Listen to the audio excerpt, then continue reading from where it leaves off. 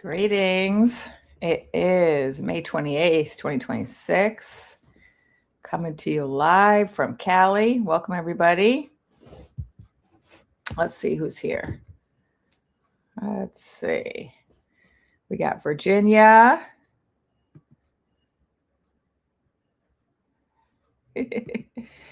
North Carolina, Canada.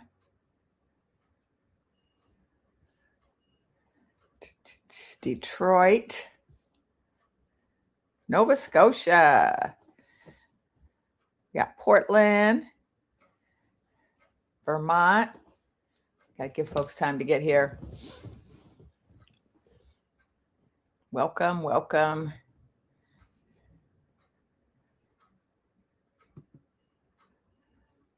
So I was talking to my dad today, and he said, "Oh yeah, I saw that live you did when you were in the forest. You were really distracted by the birds." And I said, "I don't know. I think people liked my discourse on birds." So what do you guys have to say about that? Berlin, North Carolina. Yes, I brought my book. I actually remembered to bring my book to the live this time. Woohoo, Ethical Psychic. Please get yours. North Carolina, Nolens, Iowa, Clearwater, Florida, right? Maryland, Olney, Long Island, and Shreveport, Louisiana, Wisconsin, Lakota Country, San Diego, Michigan. Welcome, everybody. I'm going to be talking about some news and taking your questions.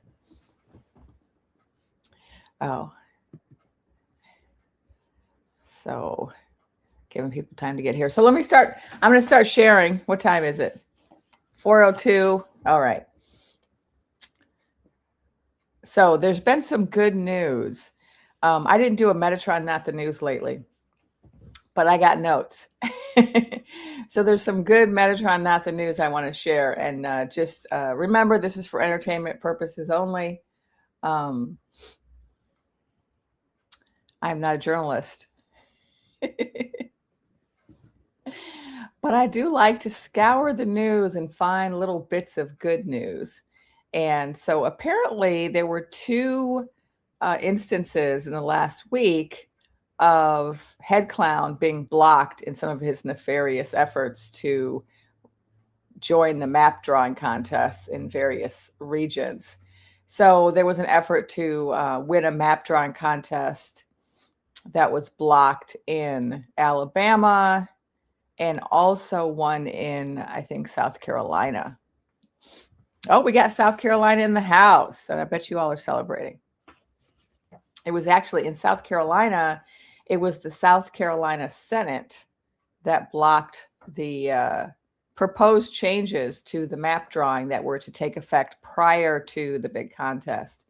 And then when it came to Alabama, it was actually a federal court that blocked efforts to create an explicitly anti-Black map in the state of Alabama. So a couple of wins, a couple of losses for the circus, always a good thing. So I had to start out with that good news.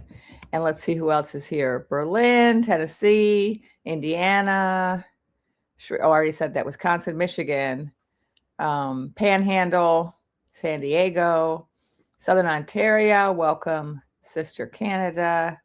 Someone here from Venus. What? Someone's here from Venus. We got a star seed in the house.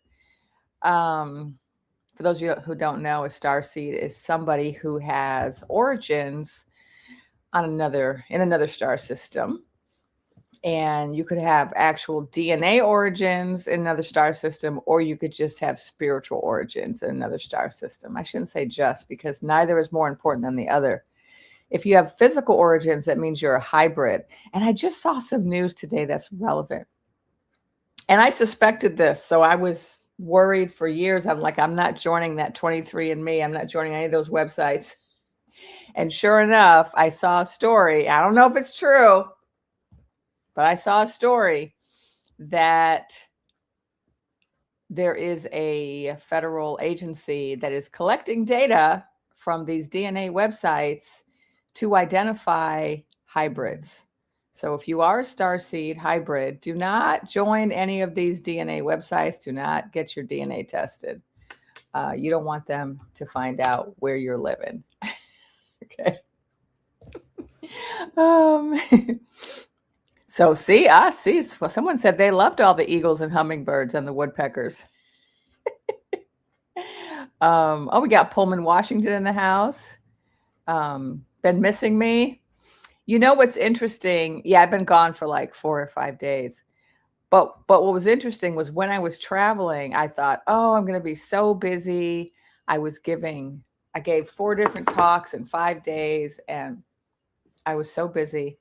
But I still did 6 videos during the 8 days of my travel. And that might explain why when I got home, I was so tired. First, I spent Memorial Day weekend with my sister and just relaxed. And then I spent a couple more days working. I worked, catching up on some work, but I just took a break from posting because I was so tired. I had to do a lot of napping. Sometimes you need a nap.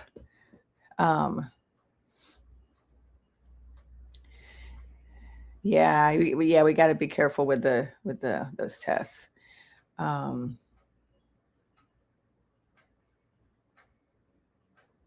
Oh, thank you to one of my mods, Mary Blue Raven, for reminding people that they can buy me a coffee with this QR code. I think it's that way, but sometimes they flip my screen. It's up there somewhere. Thank you to my mods. I think Catnip is another mod. And we got Georgia in the house.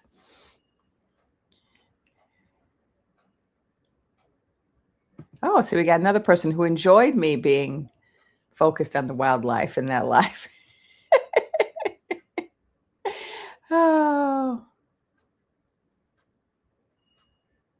Oh, interesting. I didn't know this. So according to Christine, the one good thing about those sites, those DNI websites, is that through genetic genealogy, they're solving a lot of cold cases. I didn't know that.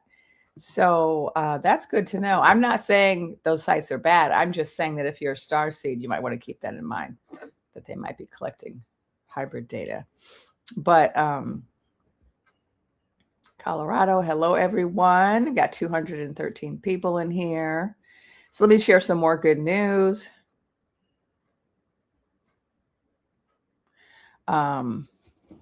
What else? We got some more good news. More good Metatron, not the news. So the Pope, in case you are not paying attention, the Pope actually apologized for slavery, for the fact that the church publicly justified slavery, right? Religion has been used to justify some really heinous acts, and slavery is one of those.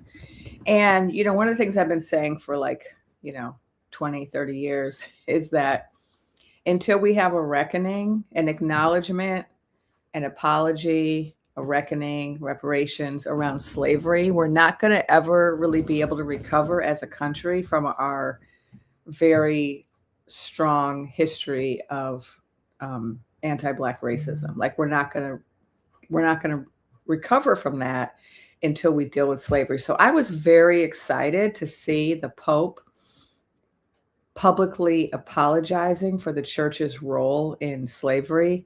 Now, there was an apology about 10 years ago made by, it might have been the Jesuits, for their role in the enslavement of Native Americans in the Americas. And so there was an apology about that. This is the first time there's been an apology to enslaved Africans. There's, a lot of groups have received acknowledgement, apologies, reparations. That's never happened with African Americans. So just by comparison, not saying that everyone who's been oppressed and received some type of reparations has been treated fairly. I'm certainly not saying that. I'm just saying that when you compare these different cases, the case of enslaved Africans really stands out. Japanese Americans unfairly detained during World War II. An apology was issued. There was an acknowledgement, and reparations were paid. After the Holocaust in Germany, Germany apologized. Reparations were paid. And in fact, they've spent the last 80 years making changes in their society to make sure it never happens again. Native Americans, certainly there hasn't been enough done, but there have been treaties and reparations paid for stolen land. And there needs to be more of that. But my point is that when it comes to the 60 million Africans who were either unalived or enslaved, there was never any apology, there was never any acknowledgement, and there was never any reparations. So the fact that the Pope is at least apologizing, it's a very small baby step, but it's an important one, apologizing for the role of the church in the enslavement of and the slave trade and the enslavement of Africans. This is really good news. This is really good news. Thank you for this gift, Sharon.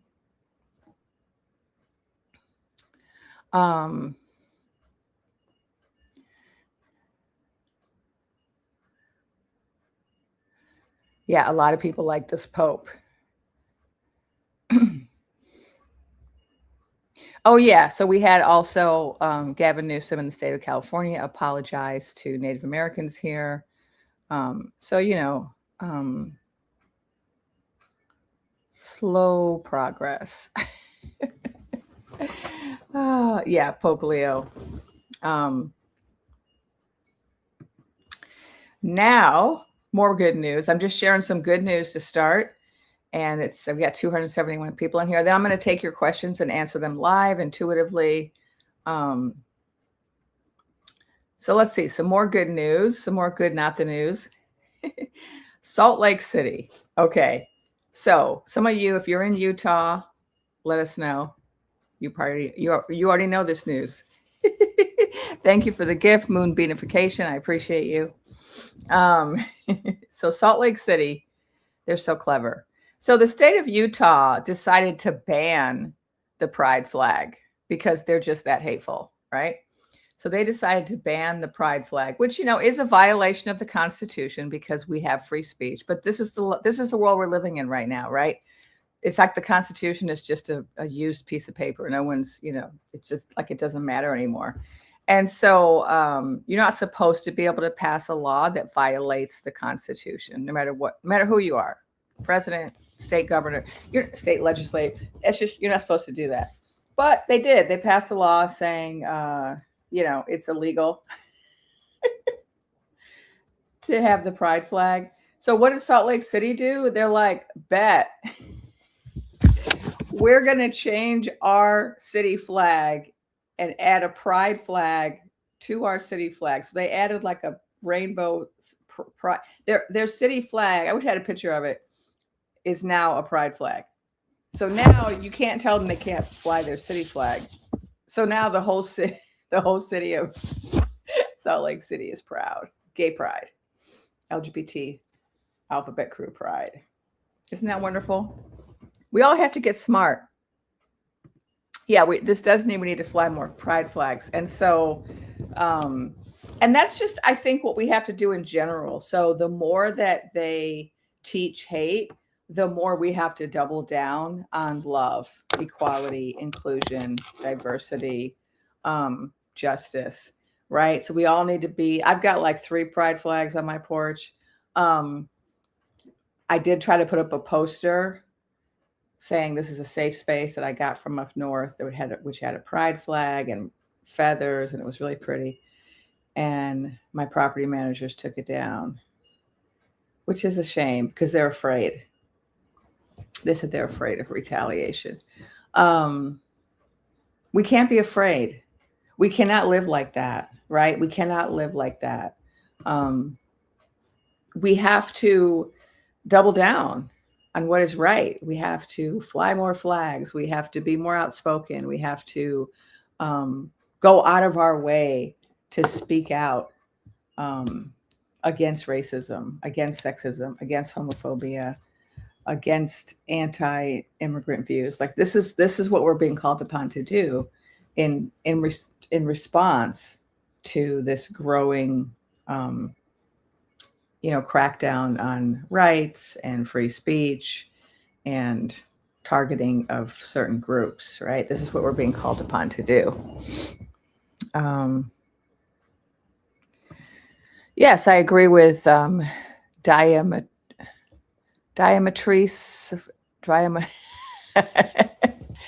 metriplication. I don't know what that word is. Diametricalification. Is that like diametrically opposed? Dress the way you really want to dress, not what society dictates. Got Kentucky in the house. Yes, love always wins. Okay.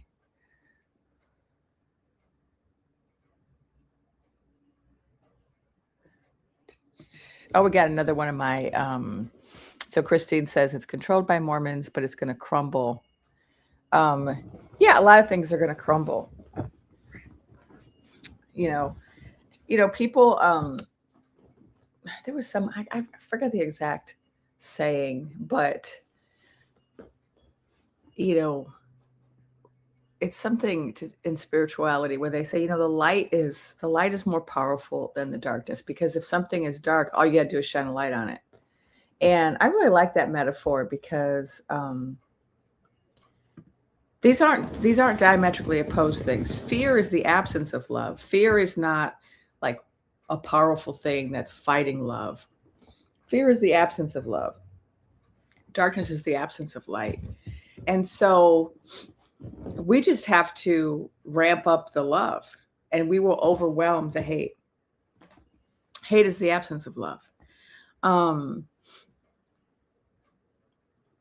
So it's really on us, right? It's really on us to come together and to raise our vibration.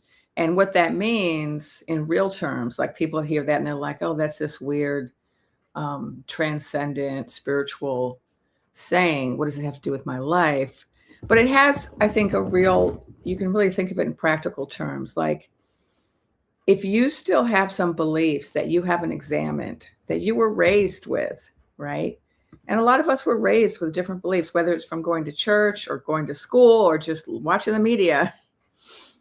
We were all taught in the United States to hate certain groups, to exclude certain groups, to think that we're superior to certain groups, to think that certain groups are natural and normal and neutral and other groups are deviant and fringe and weird or inferior and violent and problematic, right? Like we were taught to think that way, whether it's related to gender, sexuality, class, race, ethnicity, religion, right? Or looks, size, right? Disability.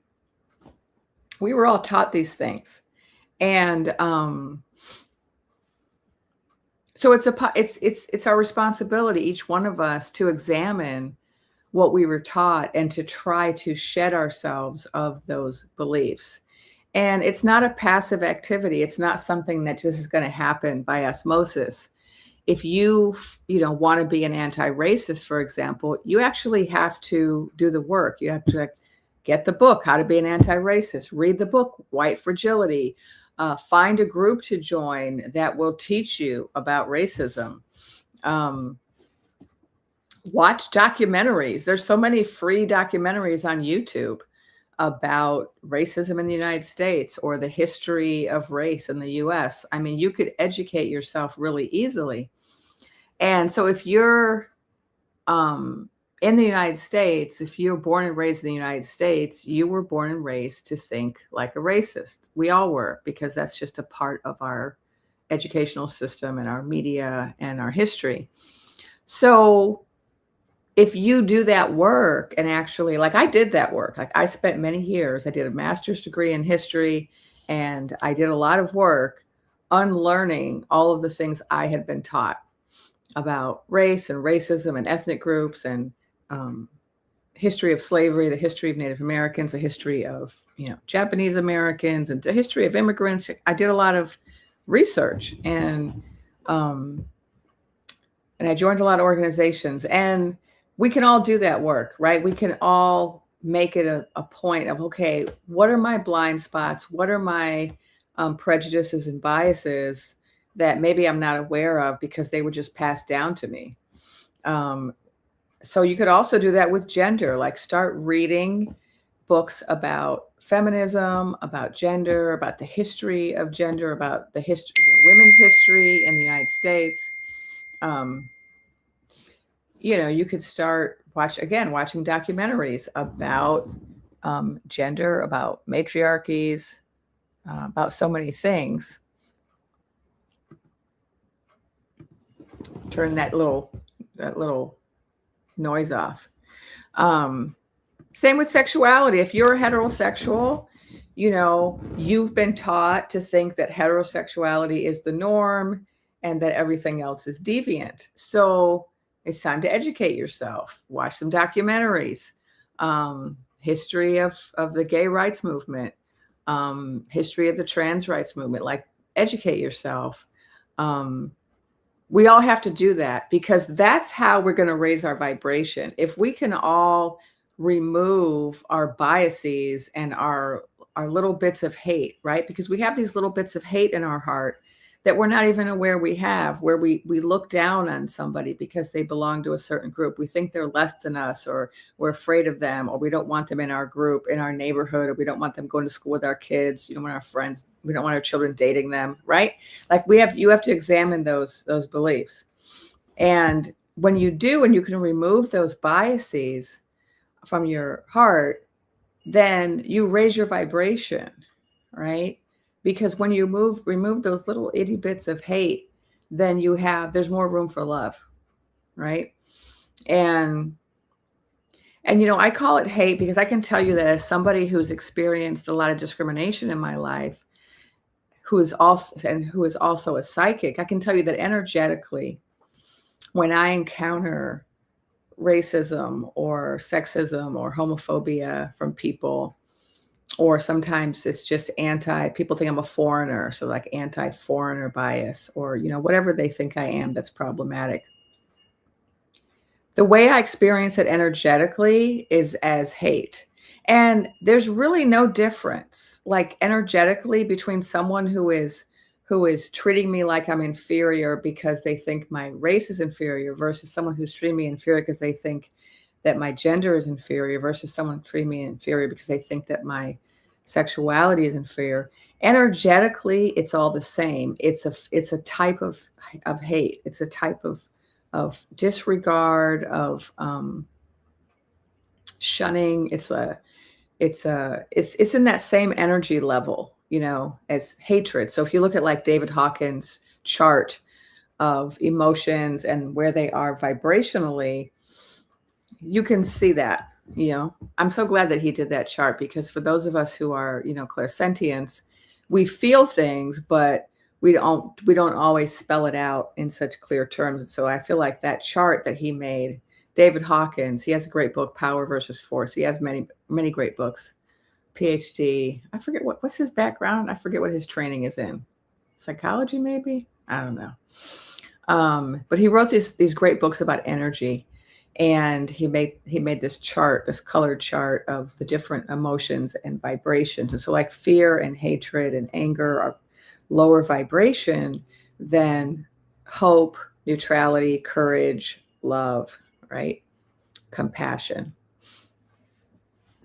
So if we can all do that work on ourselves, removing whatever biases we've been taught, we can raise our vibration, right? And if enough of us, a critical mass of us, raise our vibration, then the love in this country will be so much bigger than the hate, that love will win. Okay, thank you, Dr. Domenico, for your gift. You're awesome. How do you feel about the progress of our collective ascension journey? I feel this is a beautiful awakening. Oh, what a well-timed question. I didn't see the question before I clicked on it. Welcome, everybody. We got 331 in the room. All right. So, what's going on with our collective ascension? I feel very hopeful. No surprises there, right? I'm always hopeful. I shouldn't say that. I'm not always hopeful. I have my days where I read the news and I'm like, oh my God. And then I have to like rally myself. I got to rally all my hope. It's not like I just am hopeful all the time and it's no work. I got to work at it sometimes. But I do feel that we're making progress. And that's why I do my Metatron, Not the News, skits, because I want people to pay attention to the progress that's being made. It's really easy to pay attention to the bad news because that's what the news stations, that's what they push, breaking bad news, because that's what sells. And also when people are scared and in despair, they focus on the bad news because they think they have to focus on it for survival, right? That's a survival instinct. Like, if there's a threat to my life, to my livelihood, to my family, to my way of life, to my career, to my existence, I got to pay attention to that.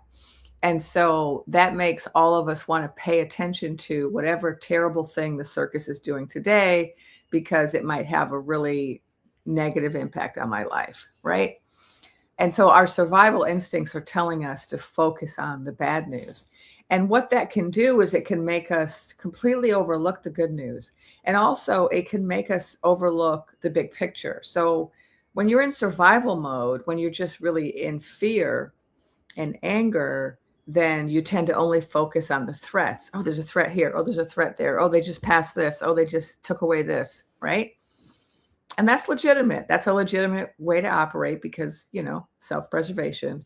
However, if we don't occasionally step back and look at the big picture, we're going to be misled by what's going on at the micro if we're not looking at the macro. And so, yes, something bad happened on Tuesday and something bad happened on Wednesday and something bad happened on Thursday.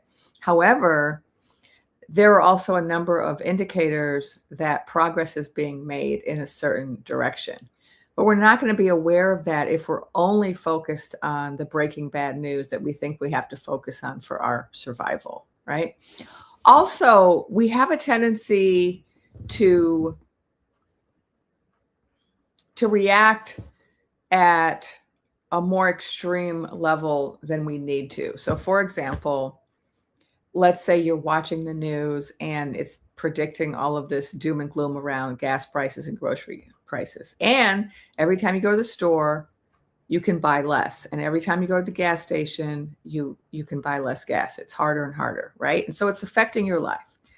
However, you're actually still eating 3 meals a day, right? And you're actually still putting gas in your car and going to work, right? You're maybe not doing as many trips, optional trips as you would like, right?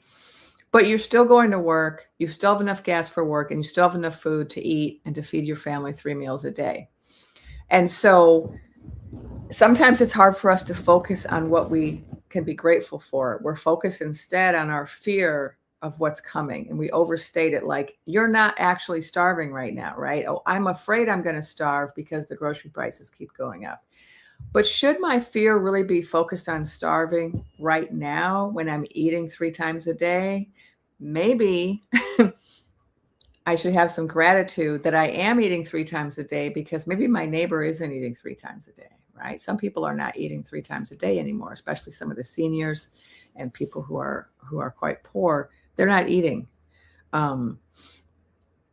So instead of being all overwrought about groceries, if you're eating 3 meals a day, maybe focus your attention on something else, right? And because you got to give your nervous system a break, right? If we're constantly anticipating what's going to happen to us in addition to what's currently happening to us, then we can't really, it's really hard to function like that, right? And so it's better if we can kind of, what's that word when you marshal? Word? I can't remember it now, but like when you only spend a little bit, right? Only spend a little bit of anxiety. Don't spend all your anxiety every day, right? Like parcel it out. Don't focus on being anxious about things that haven't actually happened yet, right? And I know that's easier said than done, but it's just really helpful if you're focused on, okay, what's really a serious issue today that I can actually work on versus 6 months from now, I might not be able to afford groceries, right? At the same level that I'm buying them now.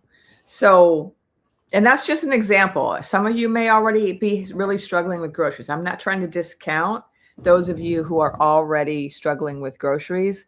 I'm just, I just know that there are some people who are really, really ration. That's the word I wanted. You got to ration your anxiety, right? Be frugal with anxiety. Here's another way to put it. Um, and so another thing that we can do to deal with the, breaking bad news is to be grateful for what we do have. So like, my sister and I just went to the store and stocked up on some more like non-perishable food because fortunately we can afford to. And so we did take a moment to say, I'm really grateful that I have some extra money in the bank that allows me to go buy some beans and rice and put it in the cupboard, right? Like I can afford to do that. And what I've been saying, I've been doing this for the last year and a half because my guide started talking about food a year and a half ago. And it's really helped me to not be hit as hard by grocery prices because I've been eating from my stores for the last year and a half. I've been eating my food from my cupboards, which I bought at a lower price, right? So, but I'm really grateful that I have the ability to go to Costco and stock up on some dried goods. A lot of people don't have that. But see, what I'm also thinking when I do this is if things get really bad for any of my friends or neighbors, I have some extra, right? I've got some cupboards of dried goods. I can give out some beans and rice to my friends and neighbors. And so that makes me feel good too, that I'm not just stocking up for myself, but I'm stocking up for my community, right? And if I don't need that food, I can give it to a food bank or right.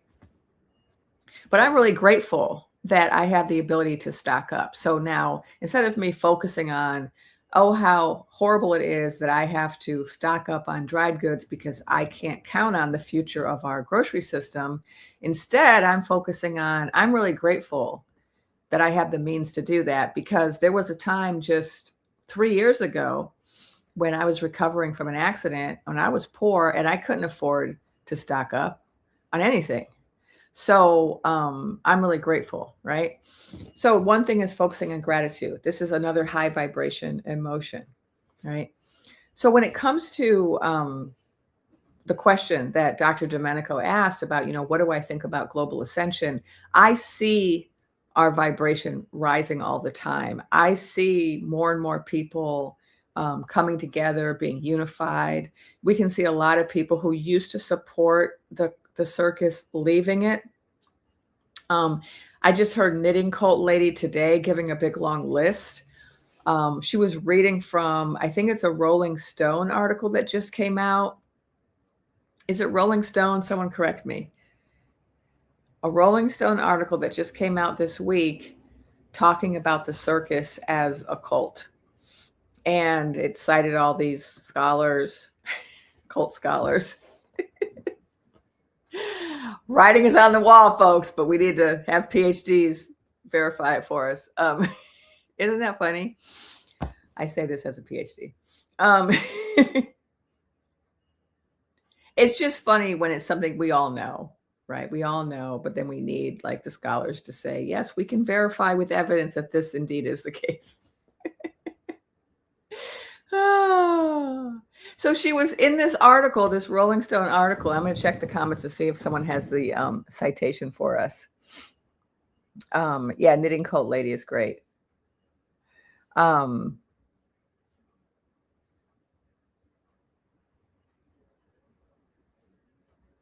there's all these wonderful testimonies of gratitude in the comments. I might have to put some of these on the screen.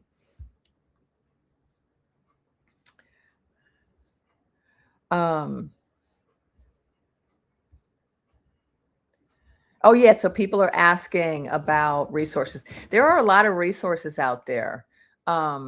And people are creating more and more research. That's to me another sign of the shift in consciousness, is that people are putting food, what's that thing called? Food banks, like baby food banks in their yard. Remember that started happening like 6 months ago? Maybe it was longer. I think it was in the winter, right? Or was it last fall? And so many people are starting organizations. I just saw today, like in LA, we have these free clothing swaps that are happening on a regular basis now. There's free food. And when I was living in Oakland, there were, free food, weekly free food giveaways. There's a lot of resources now. And they're just growing. And, when it comes to medicine, there are people who are going to Canada and Mexico and getting supplies for people, right? And so that's why the focus right now has to be community, community, community, right? Get to know your neighbors. Someone's saying, this person's, Kendra said, I took the pet food bags, turned them inside out, filled them with potting soil, and started growing food. That's amazing. Someone else started a small container garden. Yeah, you can grow things inside your apartment. You don't have to have a yard. There are ways. I have a little container garden on my porch, and it didn't do so well this year because I had a lot of pests. I had fungus, and then I had potato bugs, and then I just had critters. The squirrels and the raccoons decided to dig up my potatoes and wash them in the water that I leave out there for them and have a little snack. But I'm learning.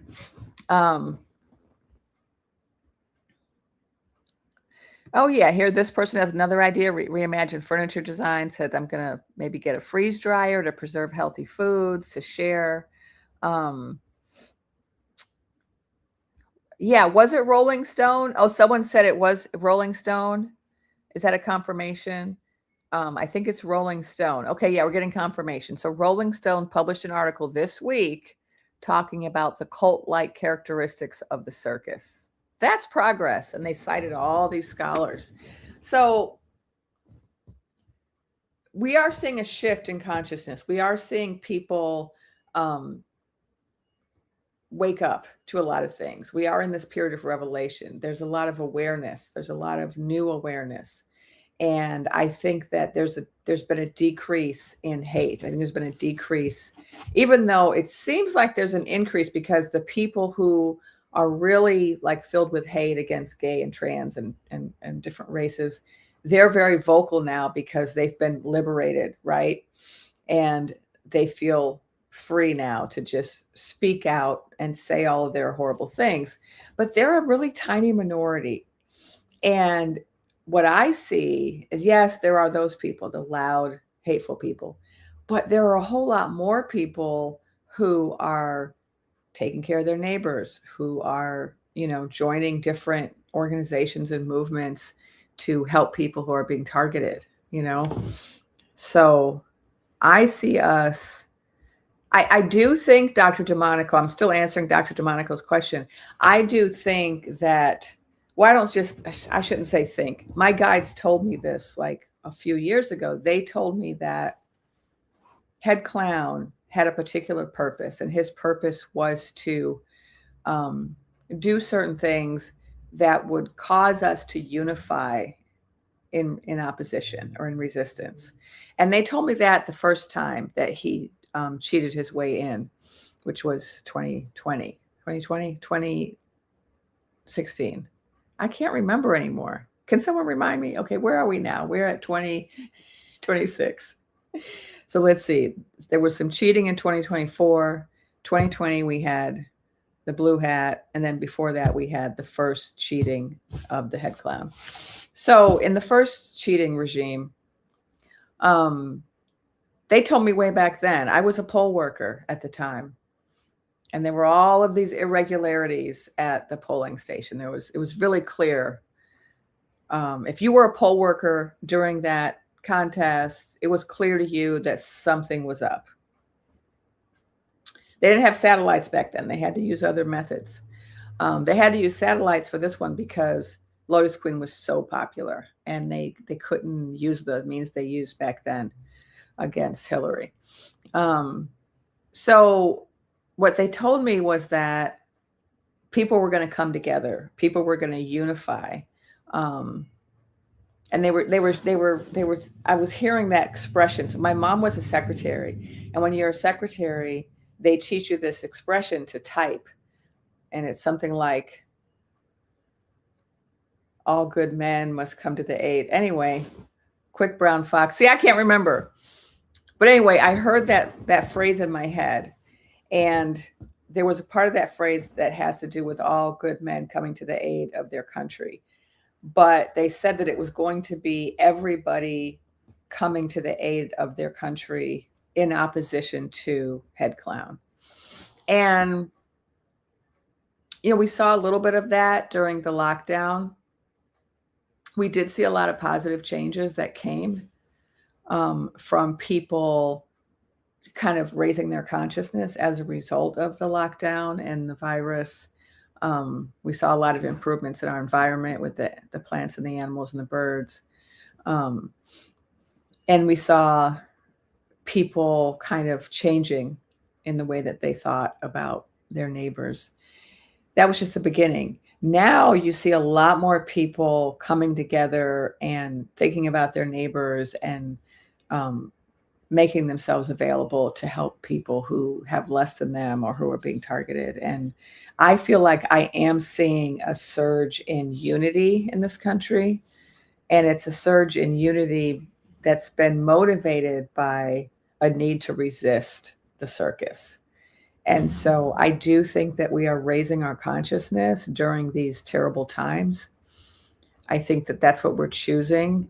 And the reason I started coming on these platforms in November of 2024, one of the reasons, as my guide said, you have to help people stay positive and stay hopeful and not fall into fear and despair. Because if we all fall into despair and fear, they win.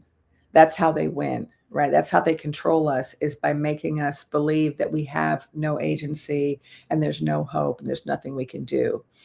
And if they can convince us of that, then it's only a few more steps to take complete control of our lives, right? But if they can't convince us of that, if we continue to have hope and we continue to believe that we have agency, that we have the ability to make change, that we can come together, that we are more powerful than they are, then they can't enact their 25 clown agenda, right? So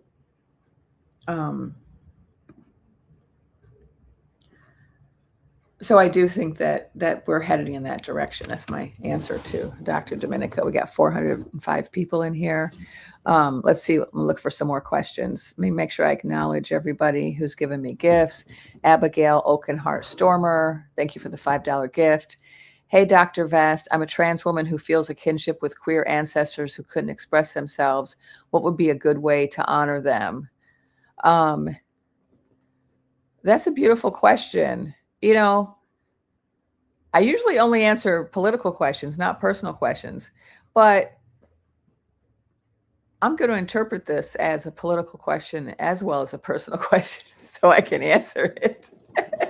Also, just because, I love ancestor reverence. I just think it's honoring ancestors is so important. What would be a good way to honor them? Well, I'm going to have a political answer, right? Stonewall, right? So Stonewall was a really important turning point in gay, lesbian, trans rights. And I would study that and maybe educate people about it as a way to honor those people, because a lot of those people were written out of the history because a lot of them were people of color and a lot of them were trans.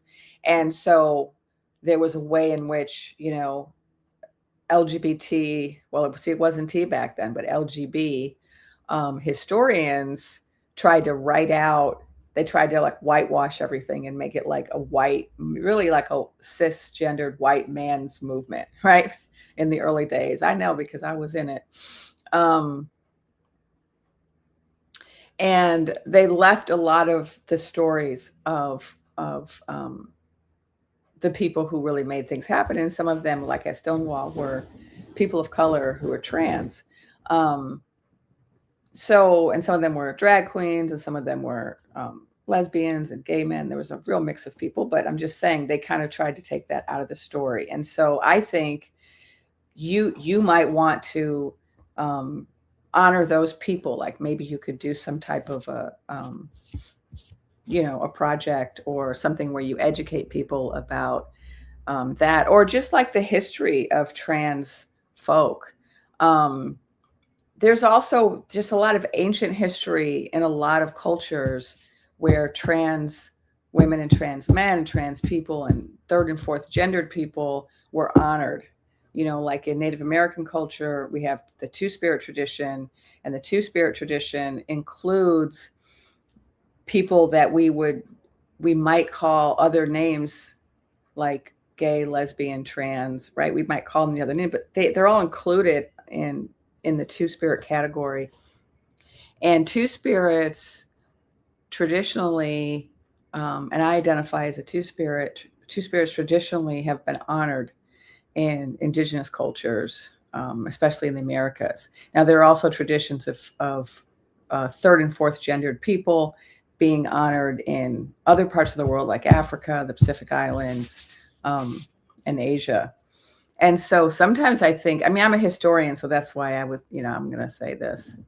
Sometimes it's helpful to educate people about that history. So I just gave a talk on this at the Say It Out Loud conference in Tulalip, Washington, which was a queer conference for like mental health providers and nonprofits and whatnot. And I gave a talk on two spirits. And I think that really helps. It really helps for people to get educated. Now, personally, sorry, what's your name again? Abigail. You could just, something personally you could do is do a collage. I love vision boarding and collaging. And so if you're creative at all, you could make a collage where you pull together pictures or draw pictures or print out the names of trans ancestors or queer ancestors. You use the expression queer ancestors, right? So you could do that, right? You could like get pictures and make a vision board, and like you could use that vision board on an altar, right? You could have that vision board up and you could light a candle, or you could whatever it is your spirituality calls for, to set up an altar. And just making that vision board, first of all, it's going to be, the creative process is very healing, right, for us. You could also do it with friends. Like I love to have vision board parties. So you could invite some friends over and say, we're going to do vision boarding that specifically honors our queer ancestors. And then like while you're there vision boarding, you can also be having a conversation. The dead, they really like it when we talk about them. So I can tell you this as a medium. When you talk about your ancestors, when you tell stories about them, when you put up a plaque or memorial to them, or you have their picture on your altar, when you do the things that they taught you to do, or you eat the foods that they used to make for you, or you put a plate out at your holiday meal, or you wear the clothes that they used to wear, anything like that honors them. But they love it when you talk about them. And so if you just had some friends over, had some snacks and some poster board and some magazines and some scissors and glue, you could you could prepare, like you could print out the names of a bunch of queer ancestors. You could get some try to find some old gay magazines. There's a lot of things you could do, right? You can go online and print stuff out to prepare for your vision boarding party. So those are some ideas I have.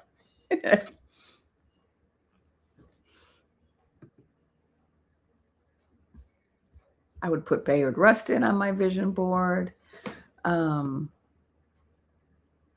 Okay. Michelle Kavanaugh, thank you for the gift. What do you think of Ashley St. Clair, a former, I shouldn't have said the full name, huh? I try to be careful. It's for entertainment purposes only. Former so-and-so influencer and mother of one of Starboy's children coming out to provide insight into what he told her about him messing with the big contest. Yeah. I think it's very exciting. That's my first answer. I think it's very exciting.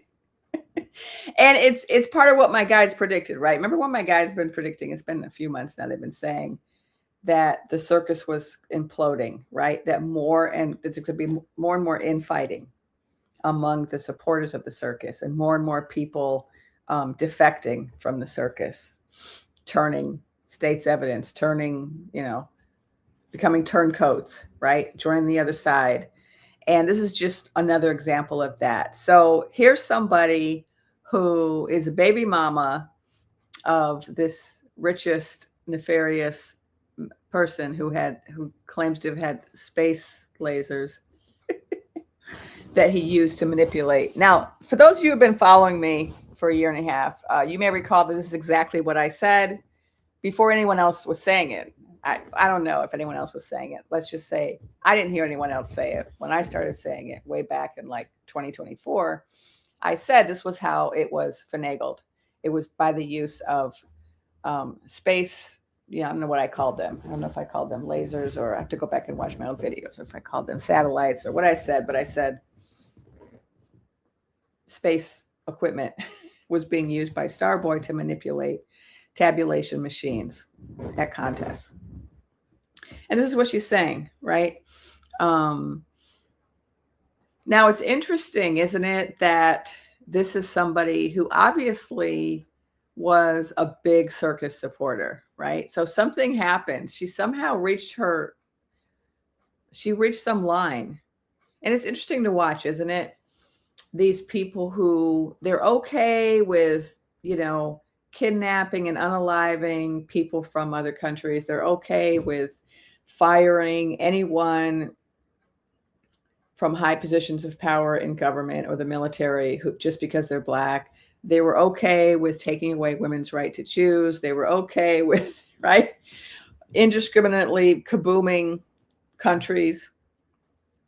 But there's some kind of line that's been crossed, right? And for everyone, there's a line, right? Everyone has a line where you can't cross that line. Like they have some kind of moral beliefs. Most people, I mean, obviously that's not true for sociopaths, but for everyone else, and most of us are not sociopaths, everyone else has some kind of moral beliefs. And so there's some line you can't cross. And I find it really interesting, trying to figure out what people's lines are. And so I can't help wondering, what was her line, right? Oh, I had come up with a name for her, and now I forgot what my name was. Let me look at her. I was going to call them Ashy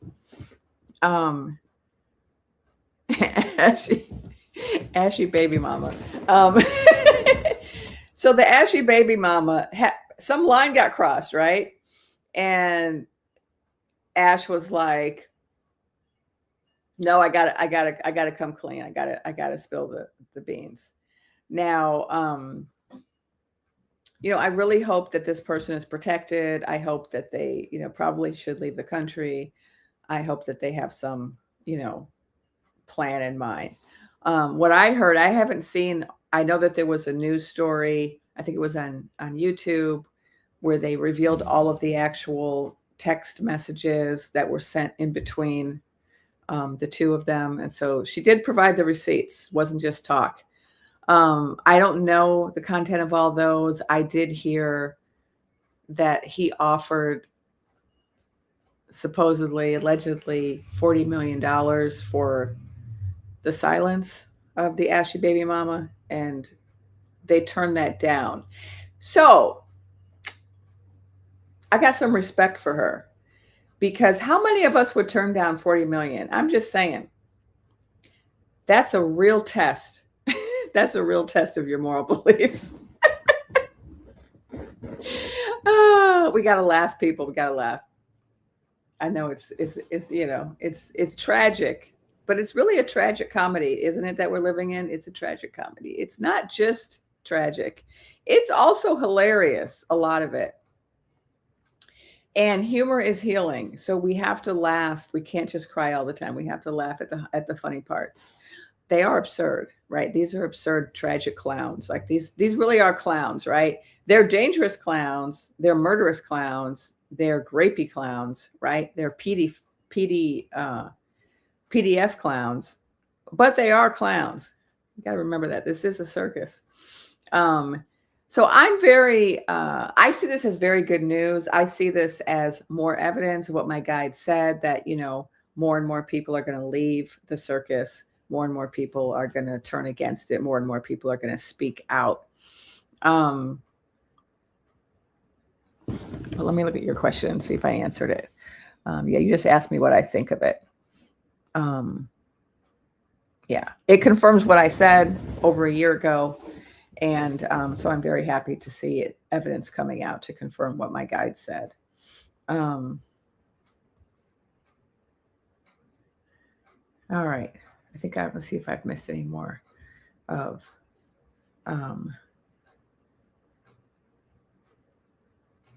Oh, here's someone else's theory. Laura says, well, I think Ashy is just afraid to get caught with withholding information. Well, let's talk about that for a minute, because this is a factor. So this is another bit of good news. So I have this Metatron, Not the News. I've been sharing a little bit of good news from here to there. I just heard something today, which I think is very, very good sign. Teal Clown. Remember Teal Clown? So he's one of the sponsors. He was one of the major sponsors of the circus. And if you don't know who he is, look in the comments, because someone's going to tell you in the chat. They're going to tell you who he is. Teal Clown apparently is moving to Argentina. Isn't that hilarious? Okay. Apparently, he's moved to Argentina. Now, we know what Argentina is known for, right? I mean, that's where the Schmatzis moved to after World War II. And also, they just got a big payoff from Head Clown, $40 million, I think. And so there are people who've been saying since they got the big payout, was it 40 million or 40 billion? I think it might be B, who've been saying since he sent that money over there that that's going to be their escape route, that's why the money is being sent there in case they get driven out of town or out of the country. So that's a theory. I'm not saying I support that. I'm not saying I'm getting the same thing. I'm not. It's possible. It's possible. It feels like it, claircognizantly, it feels like it's possible. Like it's possibly true when I tune into it. But when I heard that Teal Clown is moving, dude is one of the main beneficiaries of the project of the circus. He's one of the architects of it. He's one of the people, one of the main sponsors who brought the circus to town. The fact that he doesn't maybe feel safe here and is considering getting out of Dodge is a very, very good sign. Because if the circus was going to continue to run things, and they're trying to eliminate the all future contests and get rid of the terms of mid and have a third term for the head clown, right? They have all these authoritarian plans, right? If those plans had any hope of coming to pass, dude would not be leaving, right? Because he has everything to gain by staying as long as the circus is running things. The fact that he's getting out of Dodge suggests that he knows a change is coming. And keep in mind, this is the surveillance king, right? His specialty is surveillance. So he's going to know things before the rest of us know things, right? Because he's listening to everyone and everything. He's got a camera trained on all of us. He's got all the intel. He's got intel we don't have. I'm laughing because imagine being the architect of all spying because you think it's going to allow you to become all powerful, and then finding out through your spy networks that you're going down. It's hilarious, right? So I think it's a very good sign. Just like this Ashy baby mama, like the fact that some people are coming forward is probably like that person just said, because they're afraid, right? Like, oh, power's about to shift. I don't want to be on the wrong side. I don't want to be found out. I want to be identified as complicit. I don't want to look like an accomplice, which I was, right? So I think it's a very good sign. I think it's a very good sign that Teal Clown is moving abroad. Okay, I'm looking for other highlighted questions because people are giving me donations, which is very nice. And I should stop at this point because I always forget to promote and talk about my book, Ethical Psychic. And someone did suggest that I start a book club, and I am thinking about it. I'm thinking about starting a book club. I just came back from this speaking tour in Washington, and I was selling all 3 of my books. So I have these 3 books: Ethical Psychic, which is for psychics and healers or people who go see psychics and healers. And then I have a poetry book, Ancestor Count. Can you see that? And then my philosophy book, Sovereign Wisdom. So I was selling these books at all my talks, and I almost sold out of Ethical Psychic. I sold all but 2 of my books. And then I sold like more than half of my poetry books. These I didn't sell as many because they're so expensive. I only brought a few. So, yeah. And if you did already get my book, please write a review for Goodreads or whatever website you bought it from, Barnes & Noble, Amazon, whoever. Because the more reviews I get, the more they push the book out. Okay. So I hope I didn't fail to acknowledge somebody who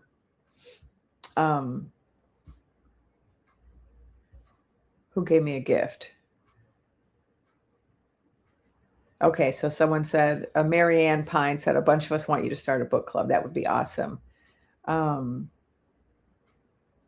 Ooh, here's some intel from Lemon Gelato. Ashy is all over the group chats amongst the far right circus influencers. She's definitely getting ahead of it. Interesting. Yeah, I also do feel sorry for the people in Argentina. Oh yeah, there's also the bunkers, right? Oh, and thank you to one of my mods, Kat, for reminding everybody to like the live. I think you have to like stop the live and go. How do you like it? You have to like, anyway, you have to like it and then come back.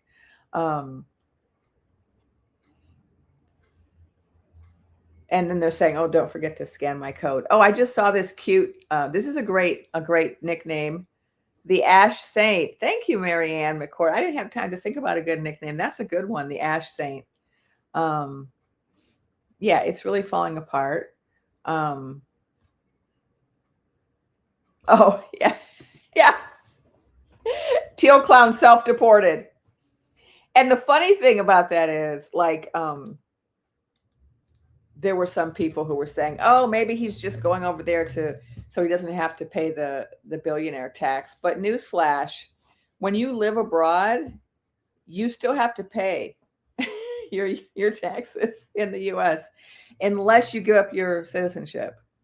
So he's not moving abroad for a tax shelter. That's not happening. He's moving abroad for another reason, because he's scared. All right, so I'm looking for more questions. We got 430 in the chat, and I am sharing some of the good news. I'm also tuning into questions. Oh, so you can like it from this page. See, I don't know. So yeah, if you like my video, it does help the algorithm. And if you're still here, you probably like it, right? Okay, here's another donation. Celestial Musings, thank you for the $5 donation. All right. Do you pick up anything about the Congress being dealt with or dissolving? Also curious about term limits for aging members and court reforms. You got many questions, Celestial Musings. They're like, I'm going to spend my money. I'm going to get all my questions answered. I appreciate you. Okay, so let's tune into some of these questions.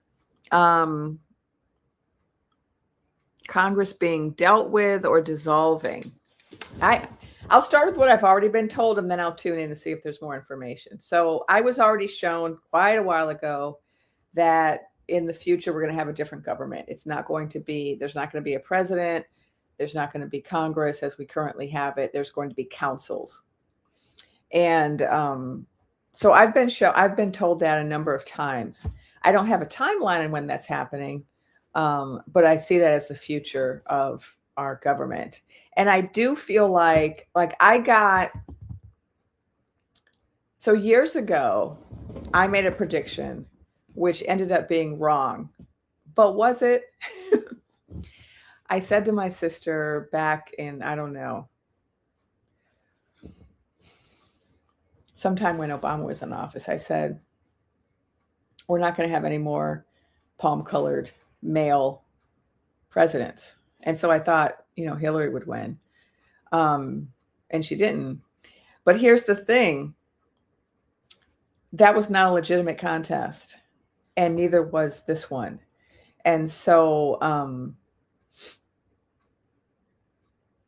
yeah, I was wrong, but have we had any legitimate, maybe one, we've had one, maybe legitimate, but that only seemed to happen because of what happened in 2016 with the head clown, right? That was a response to that, was, oh, well, people actually believed that American people chose that. And so then they said, oh, we have to have an old palm-colored man run. That's our only chance, because clearly people are so opposed to a woman that we have to have this person run, right? Like that was the thinking. But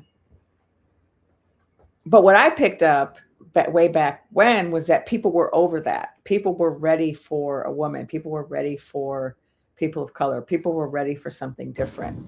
And we haven't had a chance to see that because we haven't had contests that weren't messed with. And they did also mess with 2020. And the reason they're so up in arms about 2020 is because that was the one where it didn't work. So they were successful. The circus was successful in finagling 2016. They were expecting to be able to finagle 2020, but they failed. They did try, but they failed. And they were so shocked by it that that's what caused them to lose their minds and, go to the Capitol and whatnot. So what I've seen so in the past is that we're moving in the direction of female leaders, matriarchy, the decline of the patriarchy, and away from hierarchical governing structures. Like right now, we have a governing structure that's very patriarchal, and it's also based on money, right? You have to be a millionaire to get elected, and you mostly have to be a man for most of the offices. I mean, there are some women, but for the most powerful offices, right? And that's changing. And so what I've been shown is that we're moving away from that hierarchical structure, away from patriarchy, away from money and money controlling politics, and moving into a different type of government. And I was shown these councils, right, where people are co-leading instead of having one leader at the top. People are co-leading, so the government is more circular and it's not hierarchical, right? So that's what I've already been shown as an answer to your question. So let me tune in right now with regard to the Congress.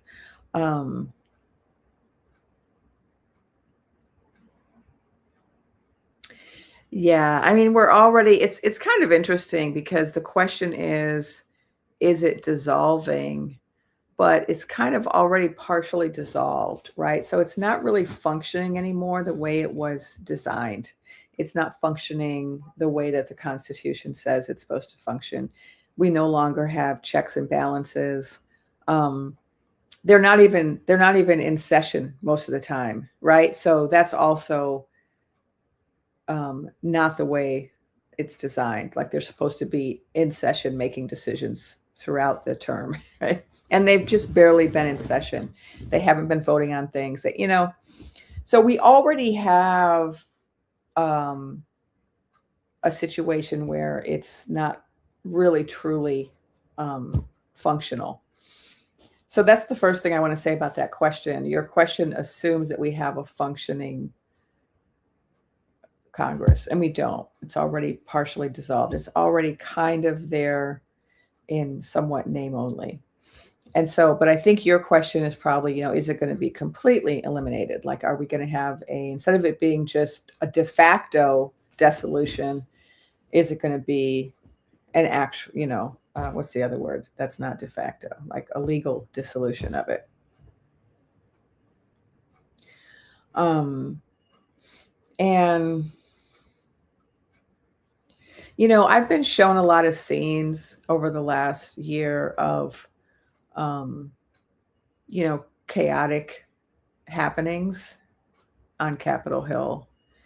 And so I do see some deconstruction, some dissolution happening of the entire governing structure. I see a reconfiguration of the entire governing structure. And the way I've been seeing it is the people kind of storming the House of White and or the Hill of Capitol. And it's a diverse crowd. It's not a red hat crowd. It's not a blue hat crowd. It's a purple crowd. You've got your pitchforks, you've got your tiki torches, you've got your red hats, your blue hats, your independents, your young people, your old people. It's a very unified crowd of people demanding change. And I see it, when you're psychic, you see things like you have, like if you're clairvoyant, like I'm clairvoyant, that's one of my clairs. I see things, I hear things, I feel things, I know things, right? I'm claircognizant, clairvoyant, clairaudient, and clairsentient. But when I'm working with my clairvoyance, I see things, and I often start with that. I often will start with a vision, and then I'll get more information using other clairsenses. But the image that I'm shown, I assume it's a real image, like it's an image of something that's really going to happen. But I have to recognize that it could be symbolic. That's the thing about psychic images or visions. It's like, is it a symbol? Is it a metaphor? Or is it like just a picture of what it's going to look like? So I've seen this image for the longest. And I just saw it now when I was tuning in, of the people, kind of storming the Capitol.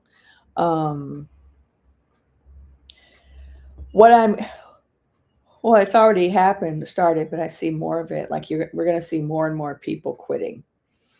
Like more and more people who are in that position, who are in Congress, resigning and walking away because they can see the writing on the wall that there's no future for them.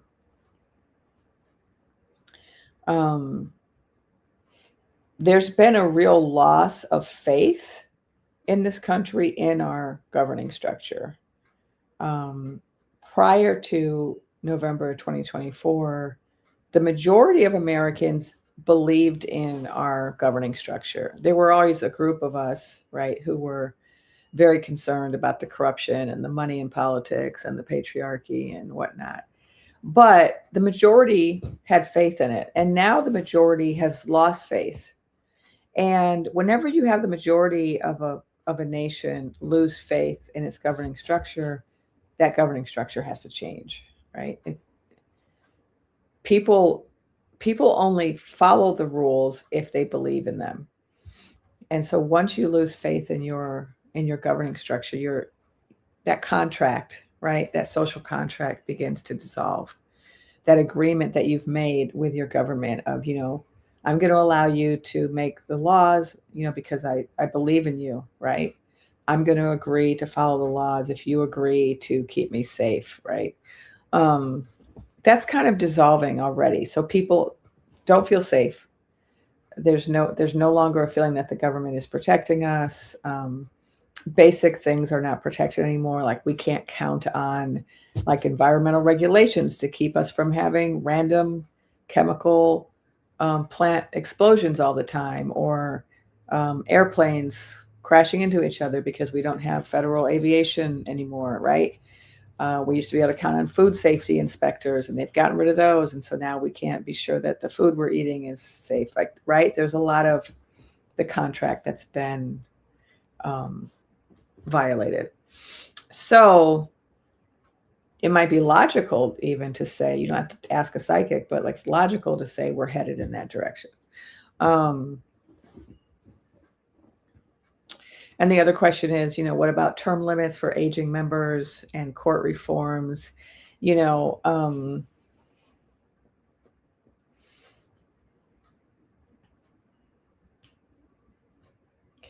I just see like massive, massive changes. And so those things are reforms. Like we're past that point. I feel that we're past the point of reforms. So yeah, they could have enacted some term limits for aging members maybe a few years ago. We could have had some court reforms. But now what's really clear, I think, to a majority, not all, but a majority of Americans is that our governing structures are very corrupt, right?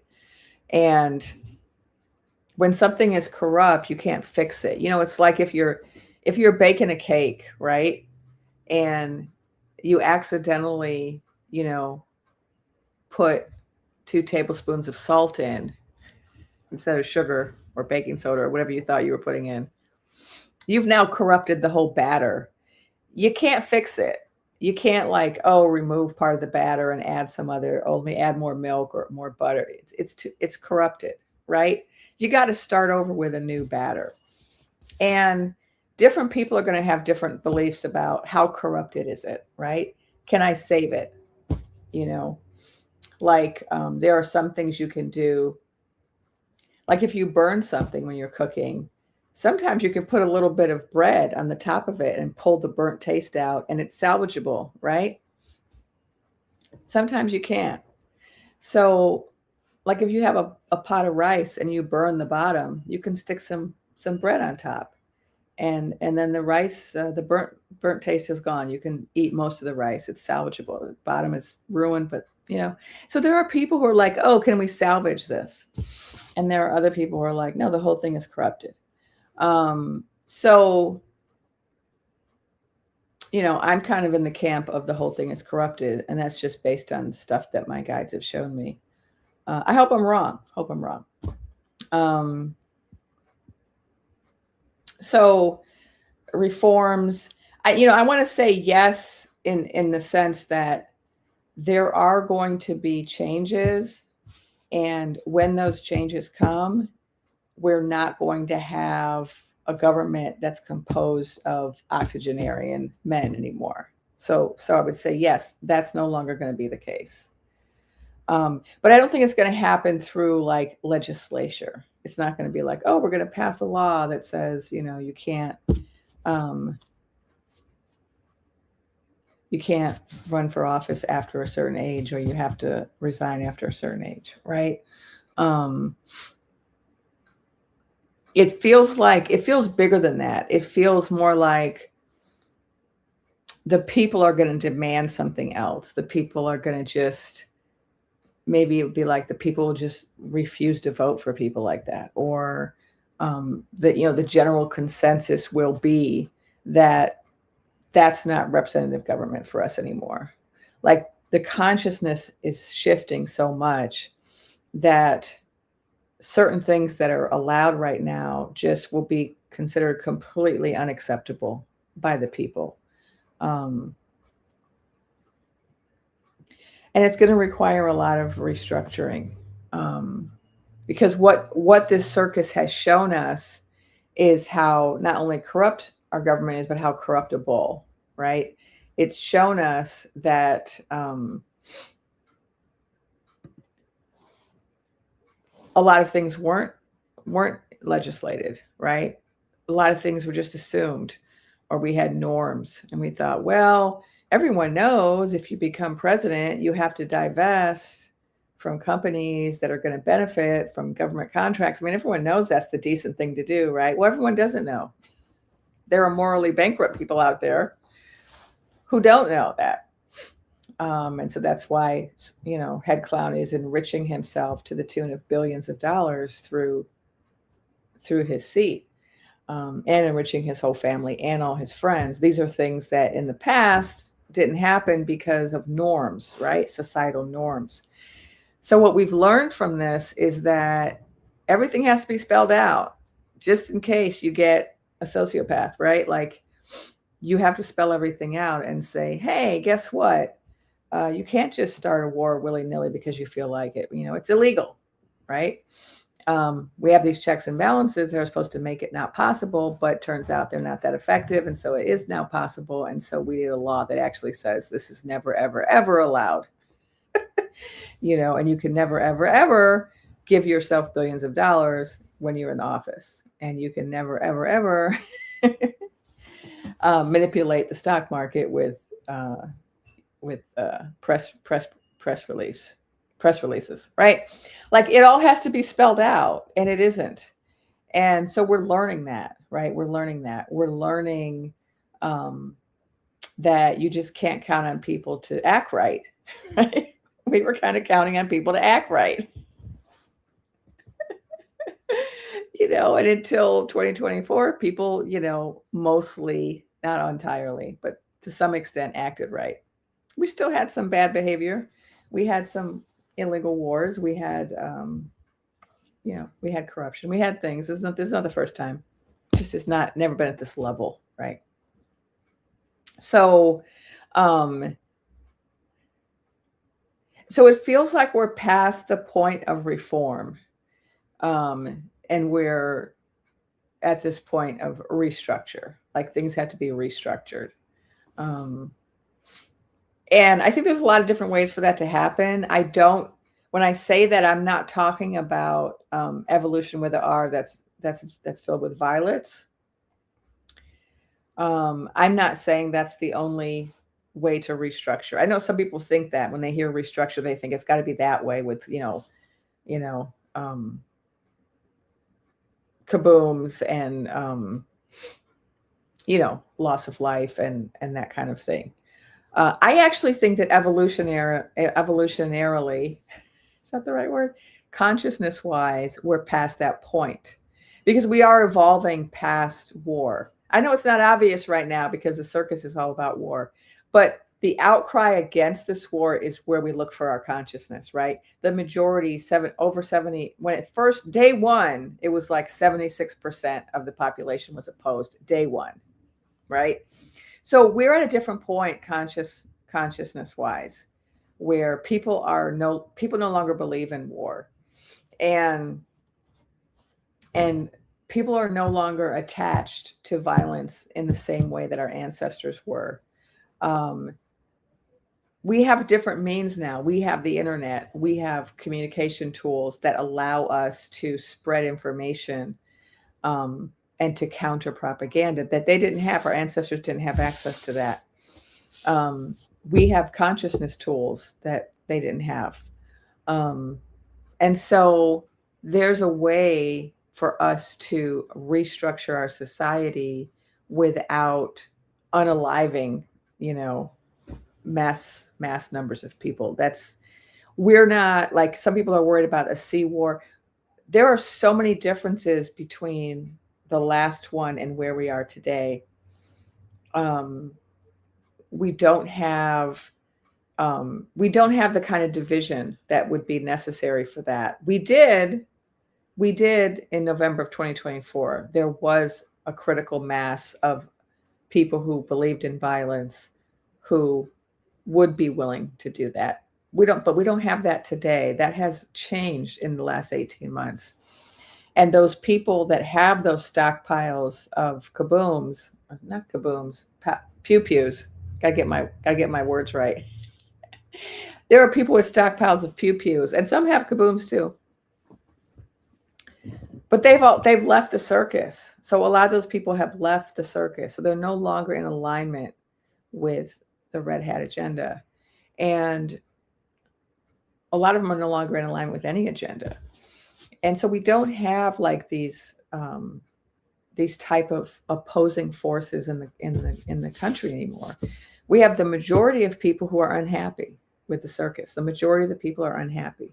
And the majority of people just want kind of the same things, to be able to afford to buy groceries and gas and a home and healthcare and to be able to send their kids to school. Like the majority. We should have been there a while ago, but we weren't. We weren't.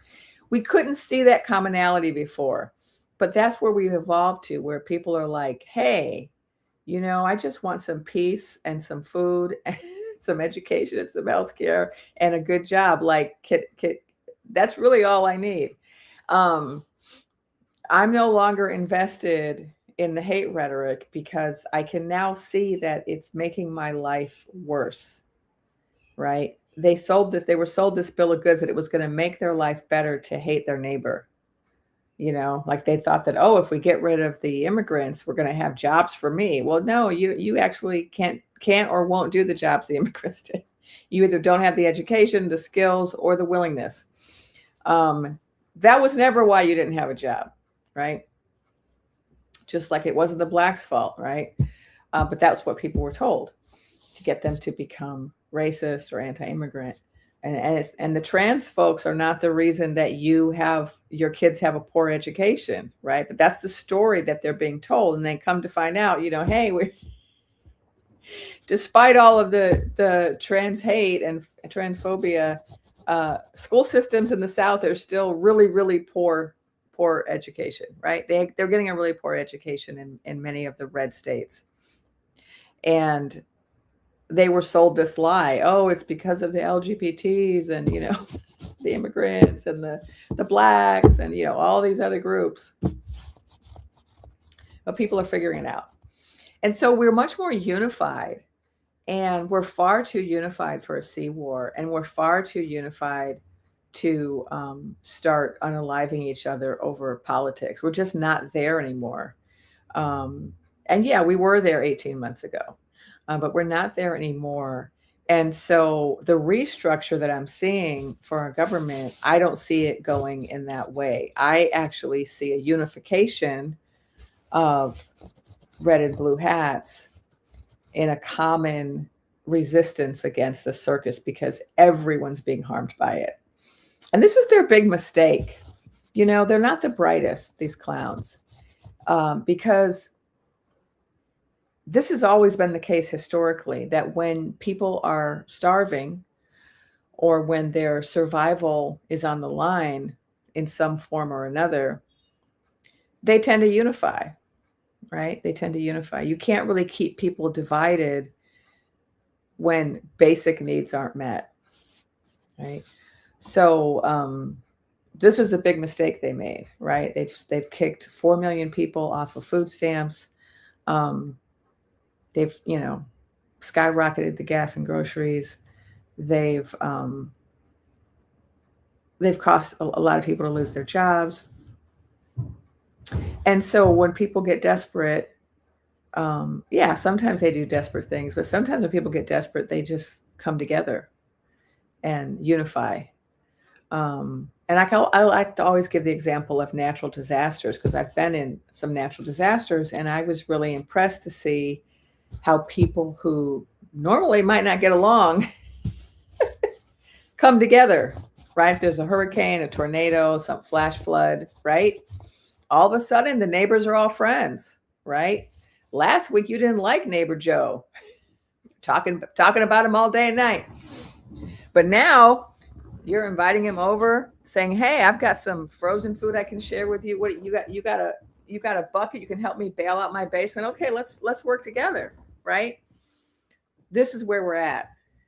We're at this point where we're starting to realize, okay, we need to work together to get out of this mess. And the differences I have with my neighbor pale in comparison to the crisis that we're both facing. And that's where we're at. And so I don't think the restructure needs to be violent. I don't think it will be. I think it'll be marked by unification. All right, let's see if we have any more questions. So if you're new here, we got 457 people here. I am answering questions live about our political situation, spiritual significance against. Sorry, I'm reading the comments and speaking at the same time. The spiritual significance of our political situation. I'm tuning in to answer questions. And okay, Orias says, it was so hard to believe 18 plus months ago that any kind of unity between us here in the United States could ever be achieved, right? And yet look at us now, right? Don't you see the difference? Like all those flags have come down.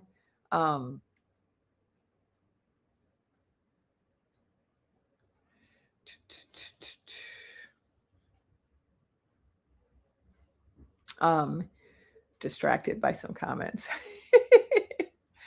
Oh yeah. So listen to Abby Yandel. If you're late, watch the replay. Many questions have been answered. Yeah, and go and like the replay when I'm done because that helps too. Oh, here's an idea from somebody, Barbara Sherman. I suggest We the People send a postcard to the House of White for America's 250th anniversary saying, I voted for Lotus Queen. That's a great idea.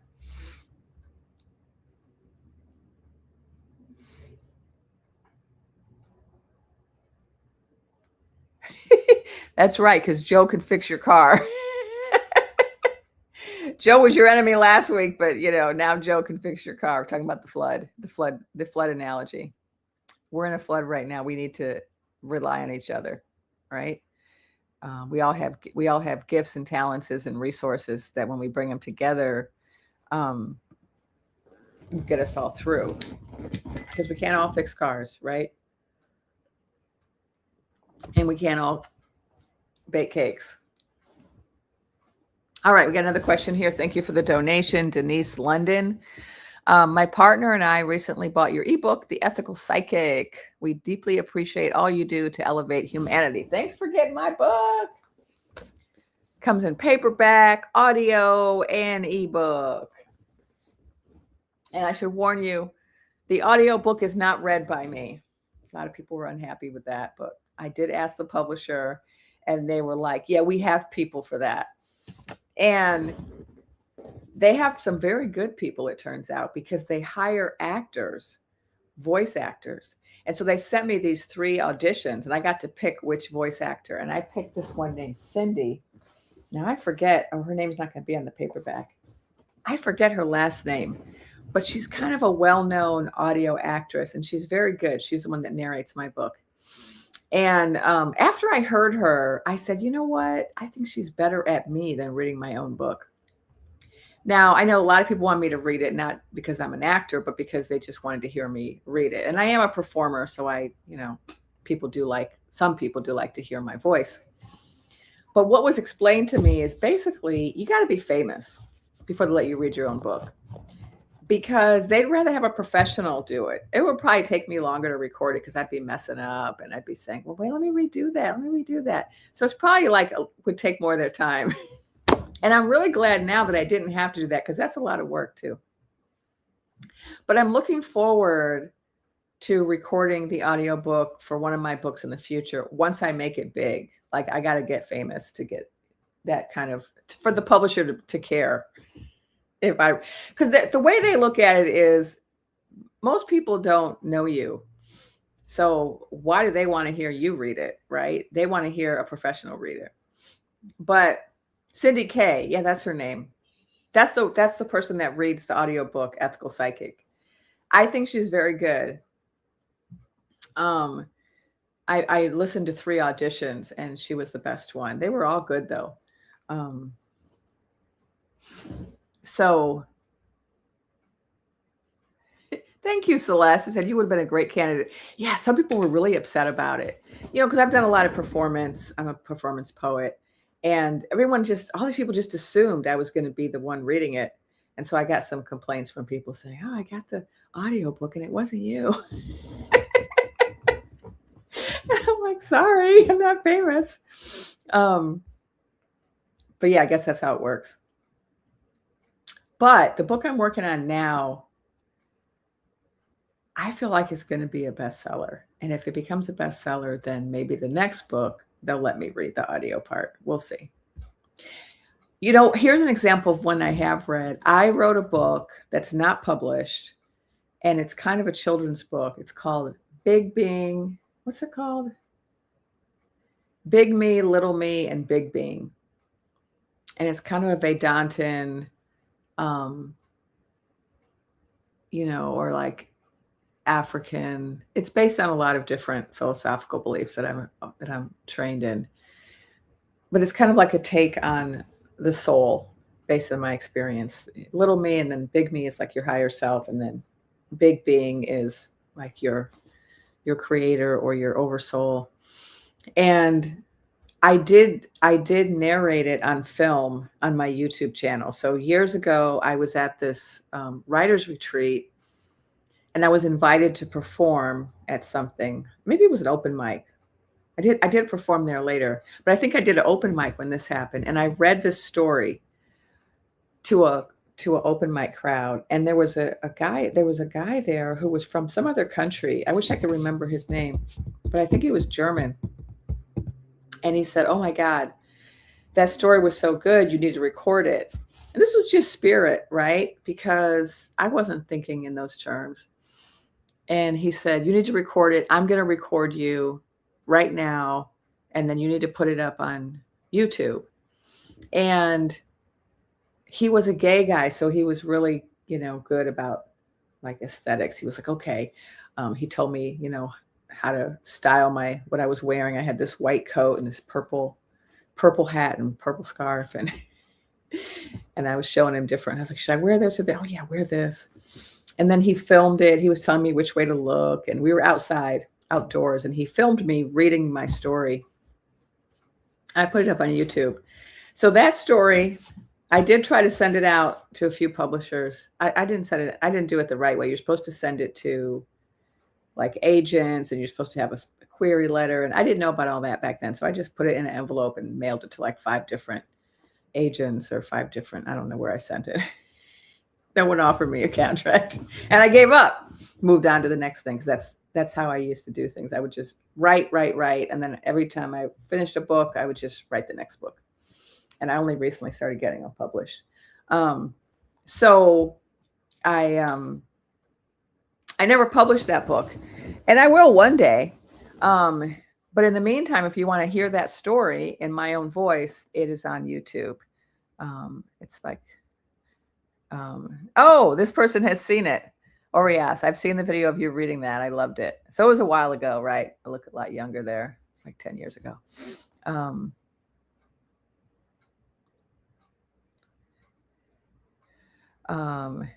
Oh, here's another person that got my book. Oh, you got print and audio. Awesome. Okay, so next question. We got 440 in here. All right. Oh, look at this. Here's a little testimony from Marianne McCord. My circus voting neighbor who regrets his vote is going to get together with me and one more neighbor to share barbecue and sides. We're planning on doing it a couple times a month. You are a very compassionate soul, Marianne, and, bravo. And that's happening more and more, right? I'm seeing so many reports of the flags have come down. People are starting to see the error of their ways. And there's a lot of silence, right? That's the first step. There's a lot of silence. People going from being very outspoken in support of the circus to being silent, right? And they may not have admitted anything yet or been willing to acknowledge things publicly, but they're just very silent now. And so you might have some relatives like that who all of a sudden don't have a whole lot to say. But that's the first step. Hey, we got a new person here, Mo. Welcome, Mo. Just stumbled upon you guys. Yeah, we've been at this for like a better part of a year. I was on TikTok starting in November of 2024, and then I moved over here and started doing more on YouTube about 6 months or more ago, a year ago. Um, yeah. What did you miss, Tara? I've been giving some good news, some Metatron not the news, good news, and also I've been answering questions. Um, yeah, so this person agrees with me, Stephanie. We are definitely past the point of reform. So that's what I got.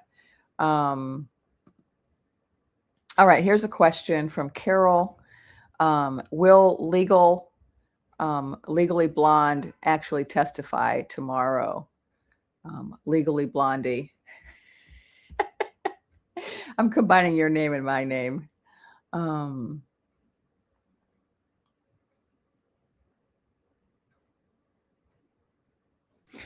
um, let me see if I can get anything. Tune into that. Get anything. Will Legally Blondie testify tomorrow? I mean, as I'm asking that question, I have other things I want to say about that, but I'll wait and see if I'll tune in first, then I'll say what I want to say about it. So I have this picture of her, and she's really angry, and she's like all red in the face, and she's just like, sputtering and frustrated and defensive. And this is kind of her normal, right? So what I'm seeing isn't anything new. This is just her, who she is. But I'm seeing her like that. And so that's an image that reminds me of when she's been questioned before. So that I'm going to take that as a yes. She's really angry. She's really frustrated. She's really annoyed. She's struggling because she's just trying not to answer any questions, and she's getting really annoyed. Which I think is a little bit different. Yeah, because in the past, she was kind of successful at not answering any questions and kind of smug about it, now that I'm remembering it. Whereas the image I have of her now, which I think is tomorrow, is that she's not succeeding. She's really not succeeding in her efforts to not answer any questions. So I'm gonna take that as a yes. She's not happy. But